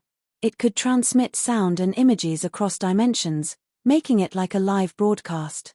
The original three-man team of Nightwing, Black Canary, and Atom Man now had a new member. Baldy Luther was also going. What he was going to do was very important. It couldn't even be done without him. For the sake of concealment, the first teleportation couldn't use too much energy, and the request was that they bring less stuff. The teleportation device couldn't be completed on this side. If it was activated on the other side, they would have to start from scratch on the other side. Building a teleportation channel on Earth 3 wasn't the job of Nightwing and Black Canary, who were good at fighting. Their specializations were different, and Atom Man wasn't as knowledgeable as Luther. There would be some differences in the laws of physics between the two worlds. The most important thing was that they needed to report to the plane at all times. This was no longer a matter of the Righteous Alliance, but a national matter. Several military staff officers had been stationed in the Hall of Justice to revise the follow-up plan after getting first-hand information. This teleportation job could only be done by Luther. After all, Nightwing and the others couldn't show their faces, and they couldn't disguise themselves on Earth 3. They couldn't appear in front of the camera, so they could only bring Luther along for this mission. Nightwing and the others teleported in a small room next door, and everyone in the hall surrounded Luther. His teleportation device was the most complicated. Several nano-level communication devices had to be implanted under the skin, and the coordinates of the landing point were provided by Thea. Guangdong still had a few subordinates on Earth 3. Although their strength was sealed, a few shadow assassins could be the initial support work. Boom, boom, the machine began to roar continuously. Luther enjoyed this kind of attention and didn't feel the danger at all. A huge white light flashed, and he was happily teleported. Why hasn't the image been sent back yet? Moira waited for 3 minutes, but there was nothing on the screen. She couldn't help but ask Thea. The flow of time between the two worlds is different. It should be soon, she answered with certainty. Sure enough, 5 minutes after Luther and the others left, the image finally came back. Nightwing and the others had to disguise themselves as ordinary people and wouldn't appear in front of the camera. As for Atom Man, even if he walked out openly, ordinary people wouldn't be able to see him. With the help of advanced technology, a group of politicians at the scene also saw the image of Earth 3, and even transmitted it to the world's leaders in real time through the Righteous Alliance. The sky here is blood red, the light is very weak, and there are no pedestrians on the street. Luther said carefully, and at the same time, put on a wig. Baldness was still very eye-catching these days. Although he wanted everyone to know him, Luther wasn't stupid. In an environment full of enemies, he still needed to keep a low profile. The scene seemed a little cold. He hugged his shoulders and carefully observed the surroundings. The road was very empty, like a dead city. There were no pedestrians, and naturally, there were no police cars. Occasionally, a car would pass by, but it was full of heavily armed non-government personnel. Looking at their headscarves, clothes, and weapons in their hands, it was obvious how chaotic this place was. Chapter 960. Luther looked up at the sky again and observed for a while. Although the blood-red curtain blocks the whole world, there is still a weak sunlight. The sun here rises in the west and sets in the east, he said with great certainty. Hey, I found a book for you. The sudden voice startled the dignitaries. They knew it was the Atom Man. He could walk in front of the camera without any scruples because no one could see him. Luther picked up the book on the ground. Now everything was unknown. Books were a good way to learn. They had discussed it before. The book was not too thick. It seemed to be an enlightenment book. There were some illustrations. Luther flipped through it casually. But after a few glances, he smiled with a strange and playful smile. He flipped through the book quickly and finished reading it in less than half a minute. He opened the book and let the dignitaries see it clearly. At the same time, he added his own explanation. This is very interesting. This is a children's book. It tells a historical story. The history here is beyond recognition. In this world, the American Columbus discovered the European continent, the American Army surrendered to the British Army during the American Revolution, and the actor Lincoln assassinated President John Wilkes Booth. Ha ha. A sense of absurdity filled everyone's heart. This knowledge was completely contrary to what they knew. Look here. The government here is called the Black Palace. It is built in a place we call the European continent. Ha ha, I'm dying of laughter. Luther flipped through a page. The building in the picture was the same as the White House, but the color was like it had been burned. The artist drew it very vividly. Thick smoke billowed around the Black Palace. It was full of evil. Look at this. This is the masterpiece of the local artist who called it a national treasure. It looks like a half-human, half-beast thing. Luther flipped through and explained casually. He then showed it to everyone in front of the camera. A blood-red monster that looked like it had been skinned was baring its fangs and brandishing its claws to devour something. The layering of the picture was good, but the content was nauseating. Not only the dignitaries in the Hall of Justice, but even the heroes were not looking too good. This half-human half-beast thing did not have anything to do with justice. Evil had infiltrated all aspects of the place. Luther flipped to the end. In the picture was a man in blue tights and a red cape. The man had his hands on his hips and his eyes were cold as he soared in the sky. Ha ha, this is our old acquaintance. Let me see his name. Super Ultraman. What a good name. Superman's face was livid, indicating that he was very unhappy with Luther's teasing. Thea covered her mouth and chuckled. Diana glanced at her curiously, but she waved her hand to indicate that it was nothing. Ultraman. Ultraman. It was indeed a good name. A children's book couldn't provide too many clues, so he quickly flipped through it. The general idea was to introduce the history of this place. Superpowers and whatnot were just general descriptions. Luther walked down the street, wearing a hood. He looked around hurriedly as he walked. This was not to say that he was nervous or that his mental fortitude was low. It was because the people here all walked like that. There were only a few passers-by, but their eyes were glowing and they were on high alert. They were afraid of being attacked, but at the same time, they wanted to be the hunters themselves. The roles of predator and food were constantly changing here. The entire world's will was encouraging them to do bad things. The more they did, the greater their influence, and the happier the world's will would be. As long as you want to do something bad, the will of the world will provide you with convenience. If you want to do something good, then it will do everything possible to obstruct you until you become a corpse. In front of the world's political leaders, Luther acted out a method of asking for directions that was very characteristic of Earth. He observed the passers-by on the road and quickly found his target. He was hiding in a dark alley, lying on the ground. His 2 feet were exposed from the shadows, trembling from time to time, as if he was a critically ill patient who was about to lose his life. A thin passerby passed by in front of him. Luther's slight trembling attracted his attention. A simple corpse was worthless. People died here every day, and the things on the corpse would be taken away in 10 minutes. And the guy in front of him was obviously not dead. His leather shoes seemed to be a bit oily. He turned into the street corner, wanting to see what else he could take away from Luther's body. The shoes were not bad, at least they could be exchanged for some money. Just as he was thinking about who to sell them to, Luther, who was determined to be a dying man, suddenly exploded. A syringe was inserted into his vein, and then he dragged him back into the dark like a dead dog. His actions were smooth and without any hesitation. He did not look like a super billionaire at all. Instead, he looked like an experienced street veteran. The people of the Righteous Alliance felt a little uncomfortable watching such a crime happen right under their noses, but they did not say anything. After all, Luther had a sense of propriety and did not kill anyone. Superheroes did not fight back. Batman dominated Gotham, and no one blamed him for it. What's more, for many people in parallel universes were not human at all. The interrogation process was boring. Ordinary humans could not resist the effects of the truth-telling potion. The passerby who was captured by Luther quickly told him everything he knew. Historical events were indescribably strange.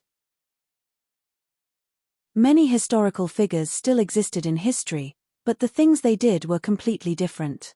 Luther's focus was always on the Kryptonians. He asked a lot of questions about them. According to the passerby, the super tyrant here came to Earth 30 years ago. After that, he brought Earth, which was already full of evil, to a new height. He threw money in public just to cause chaos and organized his henchmen to establish a criminal syndicate. He used super hearing to monitor the world and burned the few righteous people to death with heat rays. His methods were extremely cruel, but it shocked the whole world.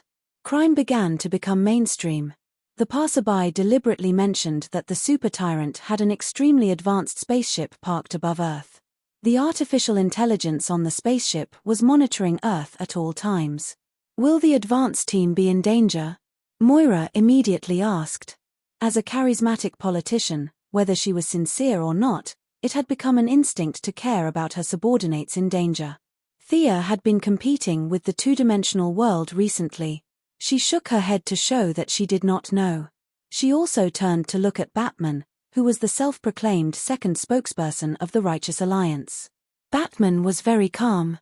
With the help of Thea's relationship, the current government and superheroes had the closest and most compatible relationship.